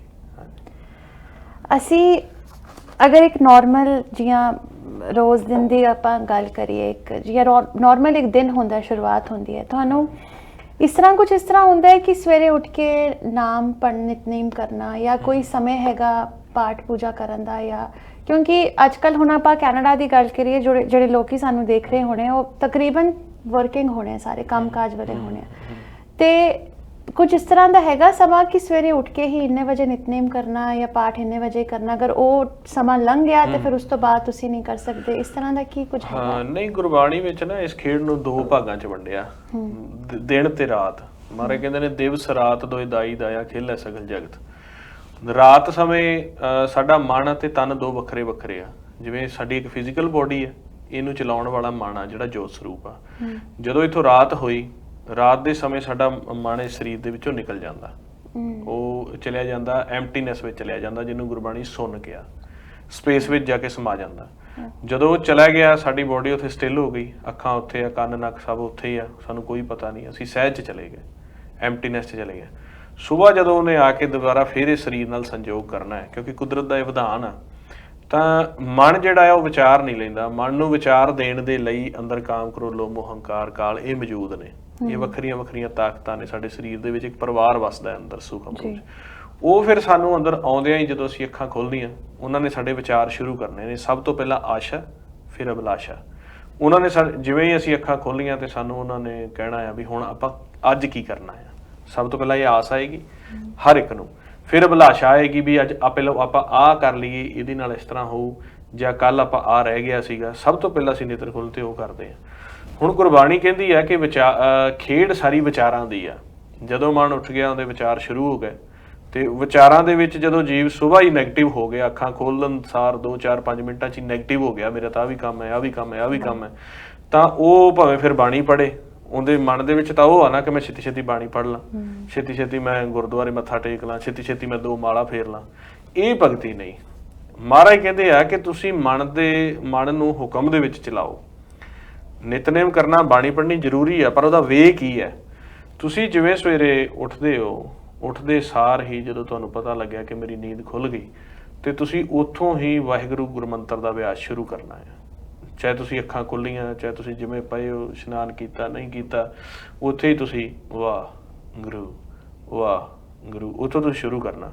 ਉਹ ਜਿਹੜਾ 5 7 10 ਮਿੰਟ ਸੁਬਾਹ ਤੁਸੀਂ ਉੱਥੇ ਆਪਦੇ ਹਜੇ ਬੈੱਡ 'ਤੇ ਹੀ ਹੋ, ਤੁਸੀਂ ਉੱਠੇ ਨਹੀਂ, ਉੱਥੇ ਤੁਸੀਂ ਅਭਿਆਸ ਸ਼ੁਰੂ ਕਰਕੇ ਉਸ ਤੋਂ ਬਾਅਦ ਫਿਰ ਤੁਸੀਂ ਆਪਦਾ ਜਿਵੇਂ ਇਸ਼ਨਾਨ ਪਾਣੀ ਜੋ ਵੀ ਤੁਸੀਂ ਕਰਨਾ ਹੈ ਕਰਕੇ, ਉਸ ਤੋਂ ਉਪਰੰਤ ਜੇ ਤੁਹਾਡਾ ਕਰਮ, ਕਿਉਂਕਿ ਅੱਜ ਕੱਲ੍ਹ ਮਾਡਰਨ ਜ਼ਮਾਨਾ ਆ, ਪਹਿਲੋਂ ਜੋ ਪੰਜਾਬ ਦਾ ਵਿਰਸਾ ਸੀ ਉਹ ਇਹ ਸੀਗਾ ਵੀ ਸਵੇਰੇ ਉੱਠੋ, ਫਿਰ ਉਸ ਤੋਂ ਬਾਅਦ ਖੇਤ ਜਾਓ, ਵਾਪਸ ਆਓ। ਪਰ ਹੁਣ ਜਿਹੜਾ ਮਾਡਰਨਿਟੀ ਦਾ ਆ, ਵਕਤ ਦੇ ਨਾਲ ਨਾਲ ਸਾਨੂੰ ਭਗਤੀ ਅਤੇ ਸਿਮਰਨ ਦੇ ਵੀ ਲਾਜ਼ ਜਿਹੜੇ ਹੈਗੇ ਨੇ ਉਹ ਬਦਲ ਸਕਦੇ ਆ। ਭਗਤੀ ਛੱਡਣੀ ਨਹੀਂ, ਉਹਦੇ ਲਾਅ ਬਦਲ ਸਕਦੇ ਹੋ। ਕਿਉਂਕਿ ਮਹਾਰਾਜ ਕਹਿੰਦੇ ਜੇ ਵੇਲਾ ਵਕਤ ਵਿਚਾਰੀਏ ਕਿਤ ਵੇਲਾ ਭਗਤ ਹੋਏ, ਅਨਦਿਨ ਨਾਮੇ ਰਤਿਆ ਭਗਤੀ ਕਹੀਏ। ਸੋ ਇਹ ਵੇਲੇ ਵਕਤ ਦੀ ਗੱਲ ਨਹੀਂ, ਤੁਸੀਂ ਲਾਅ ਨੂੰ ਬਦਲ ਸਕਦੇ ਹੋ। ਲਾਅ ਤੋਂ ਭਾਵ ਕੀ ਹੈ ਵੀ ਜੇ ਹੁਣ ਕੋਈ ਜੌਬ ਹੀ ਰਾਤ ਨੂੰ 2 ਵਜੇ ਖਤਮ ਕਰਦਾ ਆ, ਕੋਈ 12 ਵਜੇ ਖਤਮ ਕਰਦਾ, ਉਹ 4 ਵਜੇ ਨਹੀਂ ਉੱਠ ਸਕਦਾ, ਕਿਉਂਕਿ ਸਾਡੀ ਬੋਡੀ ਦੀ ਨੀਡ ਆ ਘੱਟੋ ਘੱਟ 7 ਤੋਂ 8 ਘੰਟੇ ਜਿਹੜੀ ਨੀਂਦ ਜੀ ਜੀ। ਸੋ ਇਸ ਕਰਕੇ ਇਹ ਜ਼ਰੂਰੀ ਨਹੀਂ ਕਿ ਤੁਹਾਨੂੰ ਕੋਈ ਇੱਕ ਸਪੈਸੀਫਿਕ ਟਾਈਮ ਹੈਗਾ ਹੈ। ਗੁਰਬਾਣੀ ਕਹਿੰਦੀ ਹੈ ਕਿ ਅਨ ਦਿਨ 24 ਘੰਟੇ ਉਸੇ ਦੇ ਹੀ ਆ। ਤੁਸੀਂ ਨਹੀਂ ਸਵੇਰੇ ਆਪਦਾ ਤੁਸੀਂ ਪਹਿਲਾਂ ਉੱਠੋ, ਸਿਮਰਨ ਕਰੋ, ਸਿਮਰਨ ਕਰਕੇ ਤੁਸੀਂ ਫਿਰ ਜੋ ਵੀ ਤੁਸੀਂ ਜਾਣਦੇ ਹੋ ਆਪਦੀ ਕਿਰਿਆ ਕਰੋ, ਨਾਲ ਨਾਲ ਤੁਸੀਂ ਸਿਮਰਨ ਕਰੀ ਜਾਓ। ਫਿਰ ਤੁਸੀਂ ਕੰਮ ਤੋਂ ਚਲੇ ਗਏ, ਜਦੋਂ ਤੁਸੀਂ ਆ ਕੇ ਇੱਕ ਚਿੱਤ ਹੋਏ, ਫਿਰ ਤੁਹਾਨੂੰ ਲੱਗਦਾ ਕਿ ਹੁਣ ਮੈਨੂੰ ਬੈਠ ਕੇ ਮੇਰੇ ਕੋਲ ਸਮਾਂ ਹੈਗਾ, ਮੈਂ ਗੁਰਬਾਣੀ ਨੂੰ ਵਿਚਾਰਾਂ। ਪੜ੍ਹਨ ਦੀ ਗੱਲ ਨਹੀਂ ਵੀ ਵਿਚਾਰਾਂ ਤਾਂ ਅਸੀਂ ਵੀ ਜਪਜੀ ਸਾਹਿਬ 'ਚ ਕੀ ਲਿਖਿਆ, ਸਹਿਜ ਪਾਠ ਸਾਹਿਬ 'ਚ ਕੀ ਲਿਖਿਆ, ਚੌਪਈ ਸਾਹਿਬ 'ਚ ਕੀ ਹੈ, ਜਾਂ ਸੁਖਮਣੀ ਸਾਹਿਬ 'ਚ, ਉਹਨੂੰ ਵਿਚਾਰੋ। 1 ਅੰਗ 2 ਅੰਗ 4 ਅੰਗ ਪੜ੍ਹ ਲਓ, ਜਾਂ ਤੁਸੀਂ ਨਹੀਂ ਤੇ ਫਿਰ ਤੁਸੀਂ ਕਥਾ ਸਰਵਣ ਕਰੋ, ਅਕਥ ਦੀ ਕਥਾ ਜਿਵੇਂ, ਜਾਂ ਤੁਸੀਂ ਫਿਰ ਬੈਠ ਕੇ ਤੁਸੀਂ ਸੋਚੋ ਮੈਂ ਨਹੀਂ ਵੀ ਬਾਣੀ ਦਾ ਸਾਰ ਤਾਂ ਸਿਮਰਨ ਆ, ਤੇ ਕਿਉਂ ਨਾ ਸਿਮਰਨ ਹੀ ਕਰ ਲਿਆ ਜਾਵੇ। ਤੇ ਸਿਮਰਨ ਕਰੋ, ਇੱਕ ਚਿੱਤ ਬੈਠ ਕੇ ਅੰਦਰ ਧਿਆਨ 'ਚ ਬੈਠੋ, ਅਨਹਦ ਨਾਦ ਨੂੰ ਸੁਣਨ ਦੇ ਲਈ ਯਤਨ ਕਰੋ, ਕਿਰਪਾ ਮਾਰੇ। ਸੋ ਇਸ ਤਰ੍ਹਾਂ ਆ ਅਸੀਂ ਆਪ ਦੇ ਜੀਵਨ ਨੂੰ ਹੁਕਮ ਦੇ ਵਿੱਚ ਲੈ ਕੇ ਸਾਡੇ ਕਰਮ ਦੇ ਮੁਤਾਬਕ ਉਹਨੂੰ ਲੈ ਕੇ ਚੱਲਣਾ ਹੈ। ਨਿਤਨੇਮ ਕਰਨਾ ਵੀ ਜ਼ਰੂਰੀ ਆ, ਬਾਣੀ ਪੜ੍ਹਨੀ ਵੀ ਜ਼ਰੂਰੀ ਆ, ਪਰ ਬਹੁਤ ਸਾਰੇ ਬੱਚੇ ਆ ਜਾਂ ਨਵੇਂ ਇੱਥੋਂ ਦੀ ਜਨਰੇਸ਼ਨ ਆ, ਉਹ ਕਹਿੰਦੇ ਸਾਡੇ ਕੋਲ ਟਾਈਮ ਹੈ ਨਹੀਂ, ਅਸੀਂ ਬਾਣੀ ਪੜ੍ਹੀਏ ਕਿਵੇਂ, ਅਸੀਂ 2-2 ਜੌਬਸ ਕਰਦੇ ਹਾਂ, ਸਾਡੇ ਉੱਤੇ ਪ੍ਰੈਸ਼ਰ ਬਹੁਤ ਆ, ਅਸੀਂ ਆਪਦੀ ਮੋਰਗੇਜ ਪੂਰੀ ਕਰਨੀ ਆ, ਅਸੀਂ ਆਪਦੀਆਂ ਕਿਸ਼ਤਾਂ ਲਾਉਣੀਆਂ, ਇੰਸਟਾਲਮੈਂਟਸ ਹੈਗੀਆਂ। ਉਹਨਾਂ ਵਾਸਤੇ ਫਿਰ ਇਹ ਥੋੜ੍ਹਾ ਵੀ ਆਪਾਂ ਉਹਨਾਂ ਨੂੰ ਕਹਾਂਗੇ ਤੁਸੀਂ ਸਵੇਰੇ ਉੱਠ ਕੇ ਬਾਣੀ ਨਹੀਂ ਪੜ੍ਹ ਸਕਦੇ, ਬਸ ਤੁਸੀਂ ਤੁਹਾਡੇ ਤੇ ਕਰਮਾਂ 'ਚ ਨਹੀਂ ਹੈਗਾ। ਤੁਸੀਂ ਜੋ ਤੁਹਾਡਾ ਸਮਾਂ ਬਣਦਾ ਉਹਦੇ ਵਿੱਚ ਤੁਸੀਂ ਸਿਮਰਨ ਕਰ ਸਕਦੇ ਹੋ, ਬਾਣੀ ਪੜ੍ਹ ਸਕਦੇ ਹੋ, ਜਦੋਂ ਵੀ ਜਿਵੇਂ ਵੀ ਮਿਲਦਾ ਉਹਨੂੰ ਤੁਸੀਂ 24 ਘੰਟਿਆਂ 'ਚ ਦੇਖੋ ਕਿੰਨਾ ਤੁਸੀਂ ਕਰ ਸਕਦੇ ਹੋ। ਹਾਂਜੀ, ਕੁਝ ਇਸ ਤਰ੍ਹਾਂ ਦਾ ਹੈਗਾ ਕਿ ਸੁਖਮਨੀ ਸਾਹਿਬ ਜੀ ਦਾ ਪਾਠ ਜਦੋਂ ਆਪਾਂ ਸ਼ੁਰੂ ਕਰਦੇ ਹਾਂ, ਸਾਨੂੰ ਘੱਟੋ ਘੱਟ 1 ਘੰਟਾ ਜੇ ਆਪਾਂ ਆਰਾਮ ਨਾਲ ਬੈਠ ਕੇ ਪੜ੍ਹੀਏ, ਸਾਨੂੰ ਚਾਹੀਦਾ ਹੁੰਦਾ ਹੈ। ਕਦੇ ਕਦਾਰ ਹੁੰਦਾ ਉਹ ਜਿੱਦਾਂ ਆਪਾਂ ਟਾਈਮ ਦੀ ਘਾਟ ਦੀ ਗੱਲ ਕੀਤੀ, ਤੇ ਅਗਰ ਇਸ ਤਰ੍ਹਾਂ ਹੋ ਸਕਦਾ ਕਿ ਤੁਸੀਂ ਅਗਰ ਇੱਕ ਵਾਰੀ ਬੈਠੇ ਹੋ, ਤੁਸੀਂ ਪੂਰਾ ਪਾਠ ਕਰਕੇ ਹੀ ਉੱਠਣਾ, ਜਾਂ ਕੁਝ ਅਸ਼ਟਪਦੀਆਂ ਪੜ੍ਹ ਕੇ ਜਦੋਂ ਸਮੇਂ ਦੇ ਹਿਸਾਬ ਨਾਲ ਆਪਾਂ ਕਰ ਸਕਦੇ ਹਾਂ। ਇਸ ਤਰ੍ਹਾਂ ਨਹੀਂ, ਇਸ ਤਰ੍ਹਾਂ ਨਹੀਂ ਹੁੰਦਾ। ਗੁਰਬਾਣੀ ਵਿਚਾਰਨ ਦਾ ਵਿਸ਼ਾ ਹੈ। ਹਾਂਜੀ, ਉਹ ਤੁਸੀਂ ਇੱਕ ਇੱਕ ਸ਼ਬਦ ਕਰਕੇ ਵਿਚਾਰ ਲਓ, ਇੱਕ ਇੱਕ ਪੰਕਤੀ ਕਰਕੇ ਵਿਚਾਰ ਲਓ, ਇੱਕ ਇੱਕ ਅੰਗ ਕਰਕੇ ਵਿਚਾਰ ਲਓ। ਇਹ ਮਤਲਬ ਕੋਈ ਭਰਮ ਦਾ ਵਿਸ਼ਾ ਨਹੀਂ, ਨਾ ਹੀ ਆਪਾਂ ਨੂੰ ਇਸ ਤਰ੍ਹਾਂ ਕੋਈ ਗਿਣਤੀ ਦੇ ਜਾਂ ਸੁੱਕ ਕੇ ਬਾਣੀ ਪੜ੍ਹਨੀ ਚਾਹੀਦੀ ਹੈ, ਕਿਉਂਕਿ ਉਹ ਅਸੀਂ ਬਾਣੀ ਨੂੰ ਪੜ੍ਹਨਾ ਆ ਆਪਦੀ ਖੋਜ ਲਈ, ਆਪਦੇ ਅੰਦਰ ਸੁਧਾਰ ਲਈ। ਹੁਣ ਆਪਾਂ ਸੁਧਾਰ ਕਰਨ ਦੀ ਬਜਾਏ ਆਪਾਂ ਆਪਣੇ ਅੰਦਰ ਇੱਕ ਵਿਚਾਰ ਉੱਠਿਆ ਜੀ ਮੇਰਾ ਆਹ ਕੰਮ ਨਹੀਂ ਬਣਦਾ, ਆਪਾਂ ਕੰਮ ਕਿਵੇਂ ਬਣੇ, ਕਿਉਂਕਿ ਮਨ ਲੋਭੀ ਹੈ। ਤੇ ਉਹਨੂੰ ਫਿਰ ਕਿਸੇ ਨੇ, ਮੇਰੇ ਵਰਗੇ ਨੇ ਕਹਿ ਦਿੱਤਾ ਕਿਸੇ ਹੋਰ ਨੇ ਵੀ ਤੂੰ 51 ਪਾਠ ਸੁੱਖ ਲੈ। ਹੁਣ ਉਹ 51 ਪਾਠ ਜਿਹੜੇ ਕਰਦਾ ਪਿਆ ਆ, ਉਹ ਆਪਦੇ ਵਿੱਚ ਚੇਂਜ ਲਈ ਥੋੜਾ ਨਾ ਕਰ ਰਿਹਾ, ਉਹਨੂੰ ਤਾਂ ਇਹੀ ਆ ਵੀ ਮੇਰਾ ਹੈ ਤਾਂ ਲੋਭ ਆ ਨਾ, ਵੀ ਮੇਰਾ ਲੋਭ ਦਾ ਕੰਮ ਕਿਵੇਂ ਪੂਰਾ ਹੋਵੇ, ਉਹ ਉਹਦੇ ਲਈ ਕਰ ਦਿੰਦਾ। ਹੁਣ ਉਹ ਬਾਣੀ ਪੜ੍ਹੀ ਪੜ੍ਹਾਈ ਤੇ ਜਿਹੜਾ ਸਾਡਾ ਮਨ ਸੀਗਾ ਉਹ ਤਾਂ ਇਹੀ ਰਿਹਾ। ਫਿਰ ਆਪਾਂ ਜੇ ਉਹ ਕੰਮ ਮੰਨ ਲਓ ਪੂਰਾ ਨਹੀਂ ਹੁੰਦਾ, ਫਿਰ ਸਾਡੇ ਮਨ 'ਚ ਰੱਬ ਲਈ ਲਾਮਾ। ਅਸੀਂ ਪਰਮੇਸ਼ਰ ਨੂੰ ਆਪਦੇ ਨਿੱਜ ਸਵਾਰਥ ਲਈ ਖੋਜਦੇ ਹਾਂ, ਤੇ ਜੇ ਅਸੀਂ ਉਹਨੂੰ ਕਹੀਏ ਵੀ ਸੱਚੇ ਪਾਤਸ਼ਾਹ ਲੋਭ ਤਾਂ ਅੱਜ ਮੇਰੀ ਇੰਨੀ ਉਮਰ ਆ, ਕਿੰਨੇ ਕੰਮ ਉੱਠੇ, ਕਿੰਨੇ ਪੂਰੇ ਹੋਏ, ਫਿਰ ਦਿਲ ਕਰਦਾ ਆ ਵੀ ਪੂਰਾ ਹੋ ਜੇ, ਫਿਰ ਦਿਲ ਕਰ, ਇਹ ਸਾਰੇ ਜਾਲ ਚੋਂ ਹੀ ਤੁਸੀਂ ਸਾਨੂੰ ਤ੍ਰੈਗੁਣ ਮਾਇਆ ਦੇ ਵਿੱਚੋਂ ਕੱਢ ਦਿਓ। ਉਹਦੇ ਵਾਸਤੇ ਕੀ ਹੱਲ ਆ? ਫਿਰ ਉਹਦੇ ਵਿੱਚ ਆਪਾਂ ਨੂੰ ਮਹਾਰਾਜ ਕਹਿੰਦੇ ਵੀ ਤੁਸੀਂ ਮਹਾਰਾਜ ਇਸ ਤਰ੍ਹਾਂ ਨਹੀਂ ਵੀ ਮੰਗਣਾ ਹੀ ਜ਼ਰੂਰੀ ਆ। ਬਾਣੀ ਕਹਿੰਦੀ ਘਰ ਤਾਂ ਤੇਰੇ ਸਭ ਕੁਝ ਹੈ, ਜਿਸ ਦੇ ਸੋ ਪਾਏ, ਸਦਾ ਸਿਫਤ ਸਲਾਹ ਤੇਰੀ ਨਾਮ ਮਨ ਵਸਾਏ। ਹਾਂਜੀ, ਨਾਮ ਜਿਨ ਕੇ ਮਨ ਵਸਿਆ ਵਾਜੇ ਸ਼ਬਦ। ਮਹਾਰਾਜ ਤਾਂ ਕਹਿੰਦੇ ਆ ਵੀ ਇਹ ਮਨ ਮੇਰੇ ਆ, ਤੂੰ ਸਦਾ ਰੋ ਹਰ ਨਾਲ, ਹਰ ਨਾਲ ਰਹੋ ਤੂੰ ਮਨ ਮੇਰੇ, ਦੁੱਖ ਸਭ ਸਾਰਨਾ, ਅੰਗੀਕਾਰ ਕਰੇ ਤੇਰਾ ਕਾਰਜ ਸਭ ਸਵਾਰਨਾ, ਸਭਨਾ ਗੱਲਾਂ ਸਮਰੱਥ ਸੁਆਮੀ। ਉਹਦਾ ਆਪਾਂ ਜੇ ਅਭਿਆਸ ਕਰਾਂਗੇ ਵੈਸੇ ਹੀ ਪੂਰੇ ਹੋਈ ਜਾਣੇ ਆ। ਤੁਸੀਂ ਆਪਦੀ ਖੋਜ ਨੂੰ ਲੈ ਕੇ ਸਿਮਰਨ ਪੜ੍ਹੋ, ਕਰੋ, ਬਾਣੀ ਪੜ੍ਹੋ। ਇਹਦੇ ਵਿੱਚ ਮਿੱਥ ਕੇ ਨਹੀਂ ਵੀ ਜੇ ਵੀ ਅਸੀਂ ਇੰਨਾ ਹੀ ਕਰਨਾ ਹੈ ਜਾਂ ਇਸ ਤਰ੍ਹਾਂ ਦਾ ਕੁਛ ਨਹੀਂ ਹੈਗਾ। ਇਹ ਗੁਰਮਤਿ ਨਹੀਂ ਹੈ ਜੀ। ਅੱਜ ਕੱਲ੍ਹ ਦੇ ਸਮੇਂ ਦੀ ਗੱਲ ਕਰੀਏ, ਜਿਸ ਤਰ੍ਹਾਂ ਆਪਾਂ ਹੁਣੇ ਗੱਲਬਾਤ ਕੀਤੀ ਗੁਰੂ ਸਾਹਿਬ ਨਾਲ, ਇਹਨਾਂ ਨੇ ਭਾਈ ਸਾਹਿਬ ਨਾਲ, ਕਿ ਅਸੀਂ ਗੁਰੂ ਗ੍ਰੰਥ ਸਾਹਿਬ ਜੀ ਨੂੰ ਮੰਨਦੇ ਹਾਂ ਜੀ ਕਿ ਇੱਕ ਲਿਵਿੰਗ ਗੋਡ ਆਪਾਂ ਕਹਿੰਦੇ ਹਾਂ, ਕਿ ਤੁਹਾਡੀ ਕੋਈ ਵੀ ਪਰੇਸ਼ਾਨੀ ਹੈਗੀ ਹੈ, ਕੋਈ ਵੀ ਚਿੰਤਾ ਹੈਗੀ ਹੈ, ਤੁਸੀਂ ਆਪਣੇ ਜਦੋਂ ਗੁਰੂ ਮਹਾਰਾਜ ਕੋਲ ਜਾ ਕੇ ਅਰਦਾਸ ਕਰਦੇ ਹੋ, ਗੁਰੂ ਘਰ ਜਾਂਦੇ ਹੋ, ਤੇ ਤੁਹਾਡੀ ਉੱਥੇ ਪਰੇਸ਼ਾਨੀਆਂ ਵਗੈਰਾ ਉਸੇ ਟਾਈਮ ਉਹ ਖਤਮ ਕਰ ਦਿੰਦੇ ਹਨ। ਹਰ ਚੀਜ਼ ਦਾ ਹੈ, ਲੇਕਿਨ ਉਸਦਾ ਜਿਹੜਾ ਇੱਕ ਕਹਿੰਦੇ ਨਾ ਉਸ ਸਮੱਸਿਆ ਦਾ ਇੱਕੋ ਇਲਾਜ ਹੈ, ਉਹ ਹੈ ਬਾਣੀ, ਗੁਰਬਾਣੀ ਪੜ੍ਹਨਾ। ਅੱਜ ਕੱਲ੍ਹ ਦੇ ਸਮੇਂ ਦੀ ਗੱਲ ਕਰੀਏ ਤੇ ਬਹੁਤ ਸਾਰੀਆਂ ਗੱਲਾਂ ਅੱਜ ਕੱਲ੍ਹ ਚੱਲ ਰਹੀਆਂ ਹਨ। ਜੇ ਆਪਾਂ 21ਵੀਂ ਸਦੀ ਦੀ ਗੱਲ ਕਰੀਏ, ਸੁਸਾਇਟੀ ਦੀ ਗੱਲ ਕਰੀਏ, ਤੇ depression, anxiety, poor mental health ਕਿੰਨੀ ਹੋ ਰਹੀ ਹੈ ਲੋਕਾਂ ਵਿੱਚ, ਕਿਉਂਕਿ ਅੱਜ ਕੱਲ੍ਹ ਦਾ ਮਾਹੌਲ ਕੁਝ ਇਸ ਤਰ੍ਹਾਂ ਦਾ ਬਣ ਗਿਆ ਹੈ। ਭਾਈ ਸਾਹਿਬ ਜੀ, ਉਹਦੇ ਵਿੱਚ ਸਿਮਰਨ, ਜਿਸ ਤਰ੍ਹਾਂ ਆਪਾਂ ਗੱਲ ਕੀਤੀ ਵਾਹਿਗੁਰੂ, ਜਿਹੜਾ ਇੱਥੋਂ ਕੰਠ ਤੋਂ ਆਪਾਂ ਕਹਿੰਦੇ ਹਾਂ ਵਾਹਿਗੁਰੂ, ਉਸ ਵਾਹਿਗੁਰੂ ਦੀ, ਉਸ ਨਾਮ ਸਿਮਰਨ ਦੀ ਕਿੰਨੀ ਜ਼ਰੂਰਤ ਹੈ ਅੱਜ ਕੱਲ੍ਹ ਦੇ ਸਮੇਂ ਵਿੱਚ। ਅਸੀਂ ਕਾਉਂਸਲਰਸ ਨੂੰ ਇੱਕ ਸਾਈਡ ਰੱਖ ਦਈਏ, ਜਿਹੜੇ ਸਾਈਕੋਲੋਜਿਸਟ ਹੈਗੇ ਆ ਉਹ ਦਵਾਈਆਂ ਕੈਮੀਕਲਸ ਉਹਨੂੰ ਇੱਕ ਪਾਸੇ ਰੱਖੇ, ਜੇ ਆਪਾਂ ਇਸ ਵੱਲ ਰੁਕ ਕਰੀਏ ਤੇ ਕਿੰਨੀ ਕੁ ਜ਼ਰੂਰਤ ਹੈਗੀ ਆ ਨਾਮ ਸਿਮਰਨ ਦੀ ਅੱਜ ਕੱਲ੍ਹ ਦੇ ਸਮੇਂ ਦੇ ਵਿੱਚ? ਹਾਂਜੀ, ਇਹ ਗੁਰੂ ਨਾਨਕ ਦੇਵ ਮਹਾਰਾਜ ਨੇ 500 ਸਾਲ ਪਹਿਲਾਂ ਹੀ ਆਪਾਂ ਨੂੰ ਦੱਸ ਦਿੱਤਾ ਸੀ ਕਿ ਕਲਯੁਗ ਤੋਂ ਭਾਵ ਹੈ ਕਲਾ ਦਾ ਯੁੱਗ। ਇਹਦੇ ਵਿੱਚ ਇੰਨੀ ਕਲਾ ਚੱਲੇਗੀ, ਟੈਕਨੀਕਲੀ ਇੰਨਾ ਯੁੱਗ ਇਹ ਡਿਵੈਲਪ ਹੋਏਗਾ ਕਿ ਲੱਖਾਂ ਜੀਵਾਂ ਦਾ ਜਿਹੜਾ ਕੰਮ ਆ ਉਹ ਮਸ਼ੀਨਾਂ ਸੰਭਾਲ ਲੈਣਗੀਆਂ। ਹਜੇ ਉਹ ਚੀਜ਼ ਆਈ ਆ ਤੇ ਆ ਵੀ ਰਹੀ ਆ। ਲੱਖਾਂ ਜੀਵਾਂ ਦਾ ਕੰਮ ਇੱਕ ਮਸ਼ੀਨ ਕਰ ਲਿਆ ਕਰੇਗੀ, ਤੇ ਜਿਹੜਾ ਇੰਨੀ ਟੈਕਨੋਲੋਜੀ ਹੋ ਜਾਏਗੀ ਕਿ ਤੁਹਾਨੂੰ ਘਰ ਬੈਠਿਆਂ ਰੋਟੀ ਪੱਕੀ ਪਕਾਈ ਮਿਲ ਜਾਏਗੀ, ਘਰ ਬੈਠਿਆਂ ਤੁਹਾਨੂੰ ਸਾਰੀਆਂ ਫੈਸਿਲਿਟੀਜ਼ ਮਿਲ ਜਾਣਗੀਆਂ। ਉਹ ਆਪਾਂ ਹੁਣ ਵੇਖਦੇ ਹਾਂ ਕਿ ਥੋੜਾ ਜਿਹਾ ਆਰਡਰ ਕਰੀਏ ਤੇ ਤੁਸੀਂ ਰੋਟੀ ਤੁਹਾਨੂੰ ਪਕਾਉਣ ਦੀ ਲੋੜ ਨਹੀਂ। ਕੋਈ ਚਾਹੇ ਵਿਆਹਿਆ ਹੈ ਚਾਹੇ ਕੁਆਰਾ ਹੈ, ਉਹਦੇ ਲਈ ਇਹ ਨਹੀਂ ਹੈ ਵੀ ਮੈਨੂੰ ਕੋਈ ਰੋਟੀ ਨਹੀਂ ਮਿਲੇਗੀ, ਸਾਰੀ ਤੁਹਾਨੂੰ ਸਹੂਲਤ ਮਿਲ ਜਾਂਦੀ ਹੈ। ਤੇ ਉਹਦੇ ਨਾਲ ਇਹ ਹੋਇਆ ਆ ਕਿ ਸਹੂਲਤ ਮਿਲਦੀ ਕਿਉਂ ਆ? ਸਹੂਲਤ ਮਿਲਦੀ ਆ ਮਾਇਆ ਦੇ ਪੈਸਿਆਂ ਪਿੱਛੇ। ਹੁਣ ਗੱਲ ਸਹੂਲਤ ਦੀ ਕਹਾਣੀ ਇੱਥੇ ਰੋਟੀ ਜਾਂ ਅੱਜ ਹੋਰ ਨਹੀਂ ਰਹਿ ਗਈ ਵੀ ਮੇਰਾ ਜੀਵਨ ਕਿਵੇਂ ਰਹੇਗਾ। ਕਹਾਣੀ ਸਿਰਫ ਰਹਿ ਗਈ ਆ ਪੈਸੇ ਤੇ। ਪੈਸਾ ਲਿਆਓ ਤੇ ਜੋ ਮਰਜ਼ੀ ਕਰੋ, ਇੱਥੇ ਖੇਡ ਆ ਗਈ। ਹੁਣ ਇਹਦੇ ਵਿੱਚ ਫਿਰ ਮਹਾਰਾਜ ਨੇ ਕਹਿ ਦਿੱਤਾ, ਬਿਨ ਨਾਵੇਂ ਜਗ ਕਮਲਾ ਫਿਰੇ ਗੁਰਮੁਖ ਨਦਰੀ ਆਇਆ, ਵੀ ਜੀਵ ਕਮਲੇ ਹੋ ਜਾਣਗੇ। ਇੰਨੇ ਕਮਲੇ ਹੋ ਜਾਣਗੇ, ਵਿਚਾਰ ਵੱਧ ਜਾਣਗੇ, ਕੰਮ ਕਰਨ ਨੂੰ ਨਹੀਂ ਕੁਛ ਹੈਗਾ, ਜੋ ਹੈ ਪੈਸੇ ਦੇ ਵੰਡੇ ਮਿਲ ਜਾਂਦਾ ਹੈ ਤੇ ਵਿਚਾਰ ਵੱਧ ਜਾਣਗੇ। ਹੁਣ ਵਿਚਾਰ ਜਿਹੜੇ ਆ ਉਹ ਸਭ ਤੋਂ ਵੱਡੀ ਰੁਕਾਵਟ ਆ। ਕਾਲ ਤੇ ਮਾਇਆ ਜਿਹੜਾ ਸਾਨੂੰ ਜੂਨਾਂ 'ਚ ਪਾ ਕੇ ਰੱਖਦਾ ਆ, ਉਹ ਇੱਕੋ ਹੀ ਹਥਿਆਰ ਹੈ ਉਹਦੇ ਕੋਲ, ਜਾਲ, ਵਿਚਾਰਾਂ ਦਾ ਜਾਲ, ਜਿਹਨੂੰ ਗੁਰਬਾਣੀ ਕਿਹਾ ਕਿਵੇਂ ਕੂੜਾ ਟੁੱਟਿਆ ਪਾਲ, ਕੂੜ ਦੀ ਪਾਲ ਖੜੀ ਕਰ ਦਿੰਦਾ ਸਾਡੇ ਅੱਗੇ। ਸਾਨੂੰ ਪਤਾ ਵੀ ਆ ਵੀ ਅਸੀਂ ਬਾਣੀ ਵੀ ਪੜ੍ਹ ਲਈ, ਮਹਾਂਪੁਰਸ਼ਾਂ ਦਾ ਸੰਗ ਵੀ ਕੀਤਾ ਵੀ ਸਾਰਾ ਹੋਣਾ ਮਾਲਕ ਦੀ ਰਜ਼ਾ ਦੇ ਵਿੱਚ ਹੀ ਆ, ਸਾਰੀ ਖੇਡ ਚਲੋ ਉਹਨੇ ਸਾਨੂੰ ਭੇਜਿਆ, ਸਾਹ ਵੀ ਦਿੰਦਾ ਜਿੰਦਾ ਵੀ ਰੱਖਦਾ, ਸਾਰਾ ਅਸੀਂ ਦੇਖਦੇ ਵੀ ਆ ਵੀ ਸਾਰਿਆਂ ਨੂੰ ਪਾਲਦਾ ਤਾਂ ਉਹੀ ਪਿਆ। ਪਰ ਫਿਰ ਵੀ ਇੱਕ ਸਾਡੇ ਅੱਗੇ ਕੂੜ ਦੀ ਪਾਲ ਖੜੀ ਕਰਦਾ ਕਾਲ, ਵੀ ਚਾਹੇ ਸਾਨੂੰ ਪਤਾ ਵੀ ਆ ਪਰ ਸਾਡੀ ਸੈਟਿਸਫੈਕਸ਼ਨ ਨਹੀਂ ਹੋਣ ਦਿੰਦਾ। ਸਾਨੂੰ ਕਹਿੰਦਾ ਨਹੀਂ ਇਸ ਤਰ੍ਹਾਂ ਨਹੀਂ ਤਾਂ ਇਸ ਤਰ੍ਹਾਂ ਕਿਵੇਂ ਹੋਊ, ਇਸ ਤਰ੍ਹਾਂ ਨਹੀਂ ਤਾਂ ਇਸ ਤਰ੍ਹਾਂ। ਉਹ ਸਾਡੇ ਥਾਟਸ ਨੇ। ਜਦੋਂ ਵਿਚਾਰ ਆਮ ਨਾਲੋਂ ਜ਼ਿਆਦਾ ਵੱਧ ਜਾਂਦੇ ਆ ਤੇ ਉਹ ਵਿਚਾਰ ਸਰੀਰ 'ਚ ਚੱਲਦੇ ਆ, ਜਦੋਂ ਜ਼ਿਆਦਾ ਵੱਧ ਗਏ ਤੇ ਉਹਨਾਂ ਦਾ ਸਾਰਾ ਲੋਡ ਤਾਂ ਇਸੇ ਬੋਡੀ ਤੇ ਹੀ ਆਉਣਾ ਨਾ। ਉਹ ਜਦੋਂ ਬੋਡੀ ਤੇ ਆਉਂਦਾ ਤੇ ਫਿਰ ਜਿਹੜੀਆਂ ਇਹਦੇ ਵਿੱਚ ਸਾਡੇ ਵਾਲਾਂ ਤੋਂ ਵੀ ਬਰੀਕ ਜਿਹੜੀਆਂ ਨਰਵਸ ਸਿਸਟਮ ਆ ਉਹ ਜਿਹੜਾ ਡੈਮੇਜ ਹੋ ਜਾਂਦਾ। ਉਹ ਡੈਮੇਜ ਹੋਣ ਦੇ ਨਾਲ ਜੀਵ ਪਾਗਲ ਹੋ ਜਾਂਦੇ ਆ। ਸੋ ਮਹਾਰਾਜ ਨੇ ਸਾਨੂੰ 500 ਸਾਲ ਪਹਿਲਾਂ ਇਹ ਦੱਸ ਦਿੱਤਾ ਵੀ ਇਹਦੇ ਲਈ ਤੁਸੀਂ ਗੁਰੂ ਦੇ ਮੰਤਰ ਦਾ ਸਹਾਰਾ ਲੈ ਕੇ, ਸ਼ਬਦ ਦਾ ਸਹਾਰਾ, ਕਿਉਂਕਿ ਜਦੋਂ ਇਹਦੇ ਵਿਚਾਰ ਰੋਕਣ ਦਾ ਤਰੀਕਾ ਜਿਹੜਾ ਉਹਨੇ ਸਾਨੂੰ ਦੱਸਿਆ ਨਾ, ਧੁਨ ਮੈਂ ਧਿਆਨ ਮੈਂ ਜਾਣਿਆ ਗੁਰਮੁਖ ਕਥ ਕਹਾਣੀ, ਆਪਦੇ ਮੁੱਖੋਂ ਬੋਲਣਾ। ਜਿਵੇਂ ਤੁਸੀਂ ਗੱਲ ਕੀਤੀ ਕੰਠ ਤੋਂ, ਵਾਹਿਗੁਰੂ ਵਾਹਿਗੁਰੂ, ਇਹ ਸਵਾਸ ਗ੍ਰਸ ਅਭਿਆਸ ਆ। ਆਪਦੇ ਮੁੱਖੋਂ ਬੋਲਣਾ, ਆਪਦੀ ਆਵਾਜ਼ ਦੇ ਵਿੱਚ ਧਿਆਨ ਰੱਖਣਾ ਤੇ ਉਹਦਾ ਕਨਸੈਂਟਰੇਸ਼ਨ ਤੁਹਾਡੇ ਵਿਚਾਰਾਂ ਪਾਸੋਂ ਹਟ ਕੇ ਆਪਦੀ ਆਵਾਜ਼ ਵਿੱਚ ਆ ਗਿਆ, ਸ਼ਬਦ 'ਚ ਆ ਗਿਆ। ਪਹਿਲੋਂ ਉੱਚੀ, ਫਿਰ ਮੱਧਮ, ਫਿਰ ਹੋਰ ਮੱਧਮ, ਹੌਲੀ ਤੁਸੀਂ ਕਰਦੇ ਰਹੋ। ਬੇਸ਼ੱਕ ਤੁਸੀਂ ਇਹਨੂੰ 2 ਘੰਟਿਆਂ 'ਚ ਵੰਡ ਲਓ ਕਿ ਜਿਵੇਂ 20 ਮਿੰਟ ਉੱਚੀ ਕਰ ਲਿਆ, ਫਿਰ 10 ਮਿੰਟ ਸਹਿਜ, ਫਿਰ 20 ਮਿੰਟ ਉੱਚੀ, ਫਿਰ 10 ਮਿੰਟ ਸਹਿਜ, ਫਿਰ ਪਿਛਲੇ ਪਾਸੇ ਜਾ ਕੇ ਇੰਨੇ ਕੁ ਤੁਸੀਂ ਥਾਟਲੈਸ ਹੋ ਜਾਓਗੇ ਵੀ ਕੇਵਲ ਤੇ ਕੇਵਲ ਤੁਹਾਡਾ ਸ਼ਬਦ ਦਾ ਅਭਿਆਸ ਕਰਨ ਨੂੰ ਵੀ ਦਿਲ ਨਹੀਂ ਕਰੇਗਾ, ਖੁਮਾਰੀ ਚੜ੍ਹ ਜਾਏਗੀ। ਉਦੋਂ ਫਿਰ ਤੁਸੀਂ ਸਮਾਧ 'ਚ ਬੈਠੋ, ਧਿਆਨ 'ਚ ਬੈਠੋ।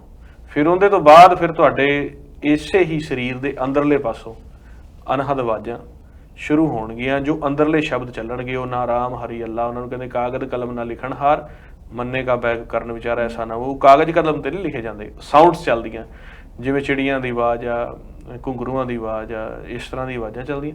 ਉਹਨਾਂ ਆਵਾਜ਼ਾਂ ਨੂੰ ਤੁਸੀਂ ਸੁਣ ਕੇ ਤੁਸੀਂ ਫਿਰ ਉਸ ਜੋਤ ਨਿਰੰਜਨ ਪਾਸੇ ਸਫ਼ਰ ਕਰ ਸਕਦੇ ਜੇ।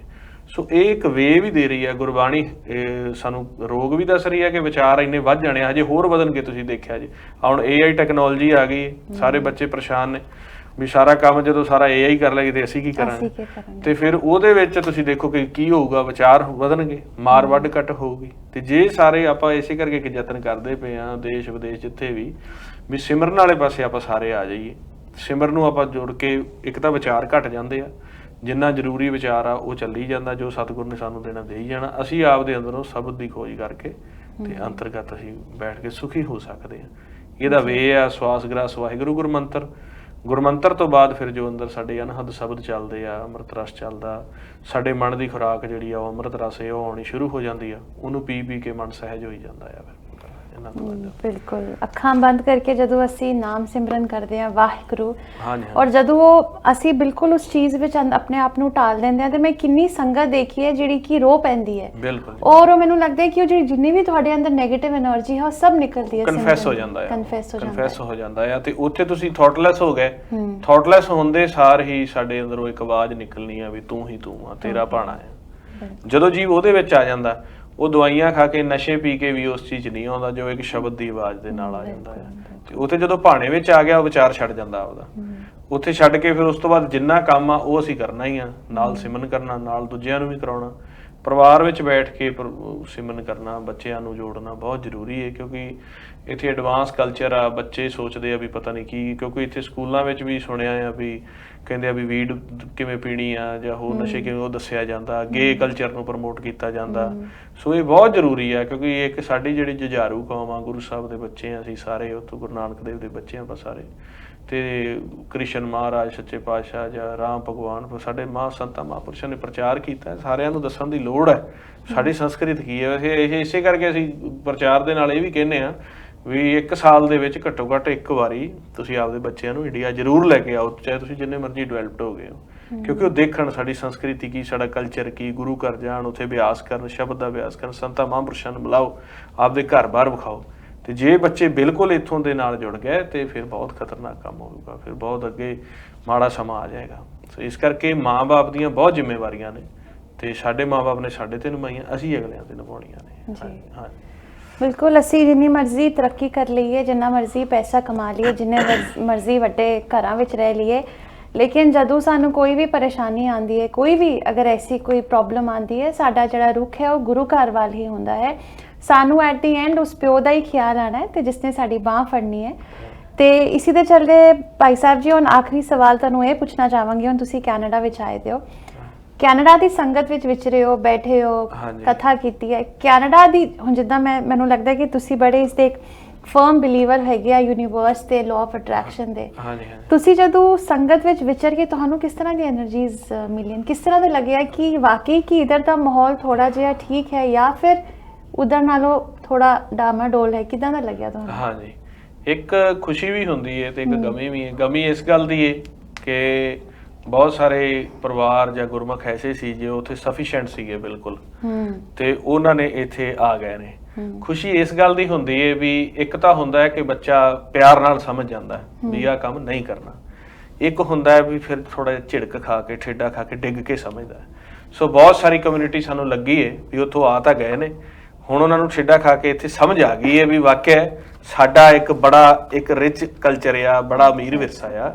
ਦੂਜੀ ਕਿ ਜਿਹੜਾ ਨਵੇਂ ਬੱਚੇ ਆ ਰਹੇ ਨੇ ਜਾਂ 2-3 ਸੈਸ਼ਨ ਪਿੱਛੇ ਜਾਂ ਹੁਣ, ਇਹਨਾਂ ਬੱਚਿਆਂ ਪਾਸੇ ਦੇਖ ਕੇ ਬੜਾ ਤਰਸ ਆਉਂਦਾ ਆ ਕਿ ਬੱਚਿਆਂ ਨੂੰ ਆ ਕੇ ਫਿਰ ਬਿਲਕੁਲ ਜਿਹੜੀਆਂ 4th ਕਲਾਸ ਜੌਬਸ ਨੇ, 3rd ਕਲਾਸ ਜੌਬ ਨੇ, ਉਹ ਕਰਨੀਆਂ ਪੈਂਦੀਆਂ ਨੇ।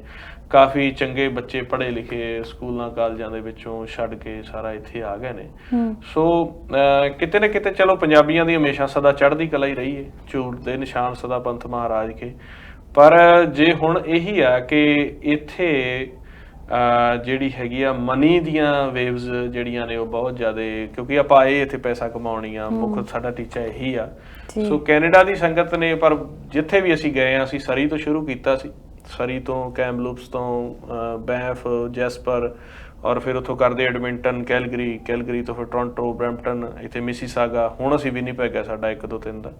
ਵਾਪਸ ਅਸੀਂ ਵੈਂਕੂਵਰ ਤੋਂ 11 ਸਤੰਬਰ ਦੀ ਮੇਰੀ ਵਾਪਸੀ ਹੈ। ਸੋ ਇਹ ਹੈ ਕਿ ਭਰਵਾਂ ਹੁੰਗਾਰਾ ਜਿੱਥੇ ਵੀ ਗੁਰੂ ਘਰ 'ਚ ਹੋਇਆ, ਬਹੁਤ ਜ਼ਿਆਦਾ ਸੰਗਤ ਇਕੱਠੀ ਹੋਈ ਆ, ਤੇ ਆਪਦੇ ਆਪ ਨੂੰ ਕਨਫੈਸ ਵੀ ਕਰਦੇ ਆ ਵੀ ਕਿਤੇ ਨਾ ਕਿਤੇ ਵੀ ਠੀਕ ਆ, ਵੀ ਹੁਣ ਸ਼ਬਦ ਹੀ ਸਾਡਾ ਓਟ ਆਸਰਾ ਹੈ, ਕਿਉਂਕਿ ਇਸ ਤੋਂ ਅਗਾ ਤਾਂ ਹੁਣ ਕੁਛ ਹੈ ਨਹੀਂ। ਹੁਣ ਅਮਰੀਕਾ, ਕੈਨੇਡਾ ਆ ਕੇ ਇਸ ਤੋਂ ਅੱਗੇ ਕਿੱਥੇ ਜਾਵਾਂਗੇ ਅਸੀਂ? ਇੱਕ ਟੌਪ ਕਲਾਸ ਯੂਨੀਵਰਸਿਟੀਜ਼ ਜੀ ਕਹਿ ਦਈਏ, ਟੌਪ ਕਲਾਸ ਕਲਚਰ ਕਹਿ ਦਈਏ, ਇੱਥੇ ਆ। ਤੇ ਹੁਣ ਖੁਸ਼ੀ ਆ ਵੀ ਮੰਨਦੇ ਆ, ਮੈਂ ਉਹ ਗੱਲ ਕਿਹਾ ਵੀ ਪਿਆਰ ਨਾਲ ਤਾਂ ਨਹੀਂ ਮੰਨੇ, ਤੇ ਹੁਣ ਇਸ ਤਰ੍ਹਾਂ ਠੋਕਰਾਂ ਖਾ ਕੇ ਤਾਂ ਮੰਨਣ ਲੱਗ ਗਏ ਨੇ ਵੀ ਹਾਂ ਵੀ ਠੀਕ ਆ, ਵੀ ਆਸ ਵੀ ਹੈ ਕੁਛ ਨਾ ਕੁਛ ਵੀ, ਆਖਰ ਤਾਂ ਗੁਰੂ ਸਾਹਿਬ ਨੇ ਹੀ ਦੇਣਾ, ਤੁਸੀਂ ਜਿੱਥੇ ਮਰਜ਼ੀ ਭੱਜ ਜਾਓ। ਮਹਾਰਾਜ ਦੀ ਗੁਰਬਾਣੀ ਕਹਿੰਦੀ ਆਪ ਪਛਾੜਿਆ ਧਰਤੀ ਨਾਲ, ਕਰਮ ਜਿਹੜੇ ਨੇ ਉਹ ਥੋੜਾ ਨਾ ਪਿੱਛੇ ਹਟ ਜਾਣਗੇ, ਤੁਸੀਂ ਇੱਥੋਂ ਨਿਕਲੋ, ਇੱਥੇ ਚੱਲੋ, ਕਰਮ ਨਾਲ ਹੈ, ਕਿਉਂਕਿ ਇਹ ਸਾਰਾ ਕੁਦਰਤ ਦਾ ਵਿਧਾਨ ਆ, ਟੁੱਟ ਨਹੀਂ ਸਕਦਾ। ਬਾਕੀ ਇਹ ਸਾਡਾ ਇੱਕ ਫਰਜ਼ ਹੈ, ਕਿਉਂਕਿ ਮਹਾਰਾਜ ਨੇ ਸਾਨੂੰ ਇੱਕ ਡਿਊਟੀ ਐਸੀ ਸੌਂਪੀ, ਅਸੀਂ ਤਾਂ ਜਗਾਉਣਾ ਹੈ। ਵੀ ਜਾਗੋ ਅਬ ਮਨ ਜਾਗਤ ਰਹੋ ਰੇ ਭਾਈ ਗਾਫਲ ਹੋ ਕੇ ਜਨਮ ਗਵਾਇਆ ਚੋਰ ਮੁਸੇ ਕਰੇ ਵੀ ਆਪਣਾ ਇਹ ਜਾਮਾ ਪਤਾ ਨਹੀਂ ਕਿੰਨੇ ਕੁ 84 ਲੱਖ ਜੂਨ ਜਨਮਾਂ ਤੋਂ ਬਾਅਦ ਮਿਲਿਆ ਤੁਸੀਂ ਜਾਗੋ ਜਾਗ ਕੇ ਤੇ ਤੁਸੀਂ ਆਪਦਾ ਇਹ ਕਰਮ ਵੀ ਕਰੀ ਜਾਓ ਸ਼ਬਦ ਦਾ ਅਭਿਆਸ ਕਰੋ ਤਾਂ ਕਿ ਜਦੋਂ ਵੀ ਸਵਾਸਾਂ ਦਾ ਧਨ ਖਤਮ ਹੋਵੇ ਅਸੀਂ ਵਾਪਸ ਜਨਮ ਮਰਨ ਵਿੱਚ ਨਾ ਆਈਏ ਸ਼ਬਦ ਵਿੱਚ ਸਮਾ ਕੇ ਅਸੀਂ ਆਪਦੇ ਘਰ ਸੱਚ ਦੇ ਵਿੱਚ ਚਲੇ ਜਾਈਏ ਜੀ ਹਾਂ ਤੇ ਇਸੀ ਸਾਡੀ ਖਾਸ ਗੱਲਬਾਤ ਭਾਈ ਸਿਮਰਨਜੀਤ ਸਿੰਘ ਟੋਹਾਣਾ ਨਾਲ ਤੇ ਮੈਨੂੰ ਪੂਰੀ ਉਮੀਦ ਹੈ ਇਸ ਗੱਲ ਦੀ ਕਿ ਤੁਹਾਨੂੰ ਜਿਹੜਾ ਹੈਗਾ ਇਹ ਪ੍ਰੋਗਰਾਮ ਬਹੁਤ ਪਸੰਦ ਆਇਆ ਹੋਵੇਗਾ ਕਿਉਂਕਿ ਹੁਣ ਸਟੂਡੀਓ ਵਿੱਚ ਦੀ ਗੱਲ ਕਰਾਂ ਤੇ ਇੰਨੀ ਪੋਜ਼ਿਟਿਵਿਟੀ ਹੋ ਗਈ ਹੈ ਇੰਨੀ ਗੁੱਡ ਵਾਈਬਸ ਜਿਹਨੂੰ ਆਪਾਂ ਕਹਿੰਦੇ ਪੀਸਫੁਲ ਵਾਈਬਸ ਕਿਉਂਕਿ ਹੁੰਦਾ ਹੈ ਜਦੋਂ ਇੱਕ ਇਹੋ ਜਿਹੀ ਰੂਹ ਆਉਂਦੀ ਹੈ ਸਾਡੇ ਨਾਲ ਵਿਚਰਦੀ ਹੈ ਜਿਹਦੇ ਵਿੱਚ ਗੁਰਬਾਣੀ ਦਾ ਇੰਨਾ ਜ਼ਿਆਦਾ ਜਿਹੜਾ ਹੈਗਾ ਇਨਫਲੂਐਂਸ ਹੈਗਾ ਔਰ ਨਿਤਨੇਮ ਦਾ ਇੰਨਾ ਹਰ ਦਿਨ ਜਿਹੜਾ ਇਹਨਾਂ ਦੀ ਸ਼ੁਰੂਆਤ ਹੈਗੀ ਹੈ ਪਾਠ ਪੂਜਾ ਤੋਂ ਸ਼ੁਰੂ ਹੁੰਦੀ ਹੈ ਦਿਨ ਖਤਮ ਉਸ ਨਾਲ ਹੁੰਦਾ ਹੈ ਤੇ ਕੁਦਰਤੀ ਗੱਲ ਹੈ ਕਿ ਜਿਹੜਾ ਮਾਹੌਲ ਹੈ ਉਹ ਕੁਦਰਤੀ ਇਸ ਤਰ੍ਹਾਂ ਦੀ એનર્ਜੀਜ਼ ਜਿੱਦਾਂ ਆਪਾਂ ਗੱਲ ਕੀਤੀ ਲਾਅ ਆਫ ਅਟਰੈਕਸ਼ਨ ਦੀ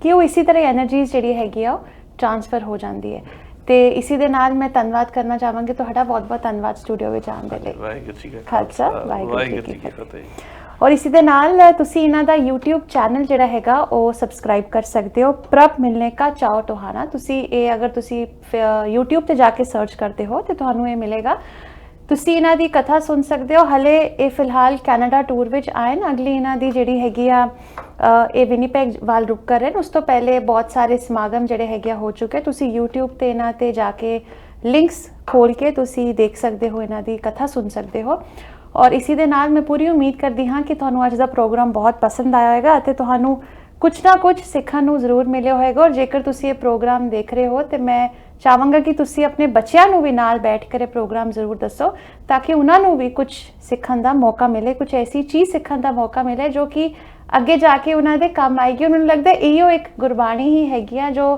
ਸਾਡੇ ਨਾਲ ਐਂਡ ਤੱਕ ਜਾਏਗੀ ਉਸ ਤੋਂ ਇਲਾਵਾ ਤੇ ਬਾਕੀ ਸਭ ਜਿਵੇਂ ਆਪਾਂ ਕਹਿੰਦੇ ਸਭ ਮੋਹ ਮਾਇਆ ਹੈ ਇਸੇ ਦੇ ਨਾਲ ਮੈਨੂੰ ਦਿਓ ਇਜਾਜ਼ਤ ਤੁਸੀਂ ਰੱਖੋ ਆਪਣਾ ਖਾਸ ਧਿਆਨ ਧੰਨਵਾਦ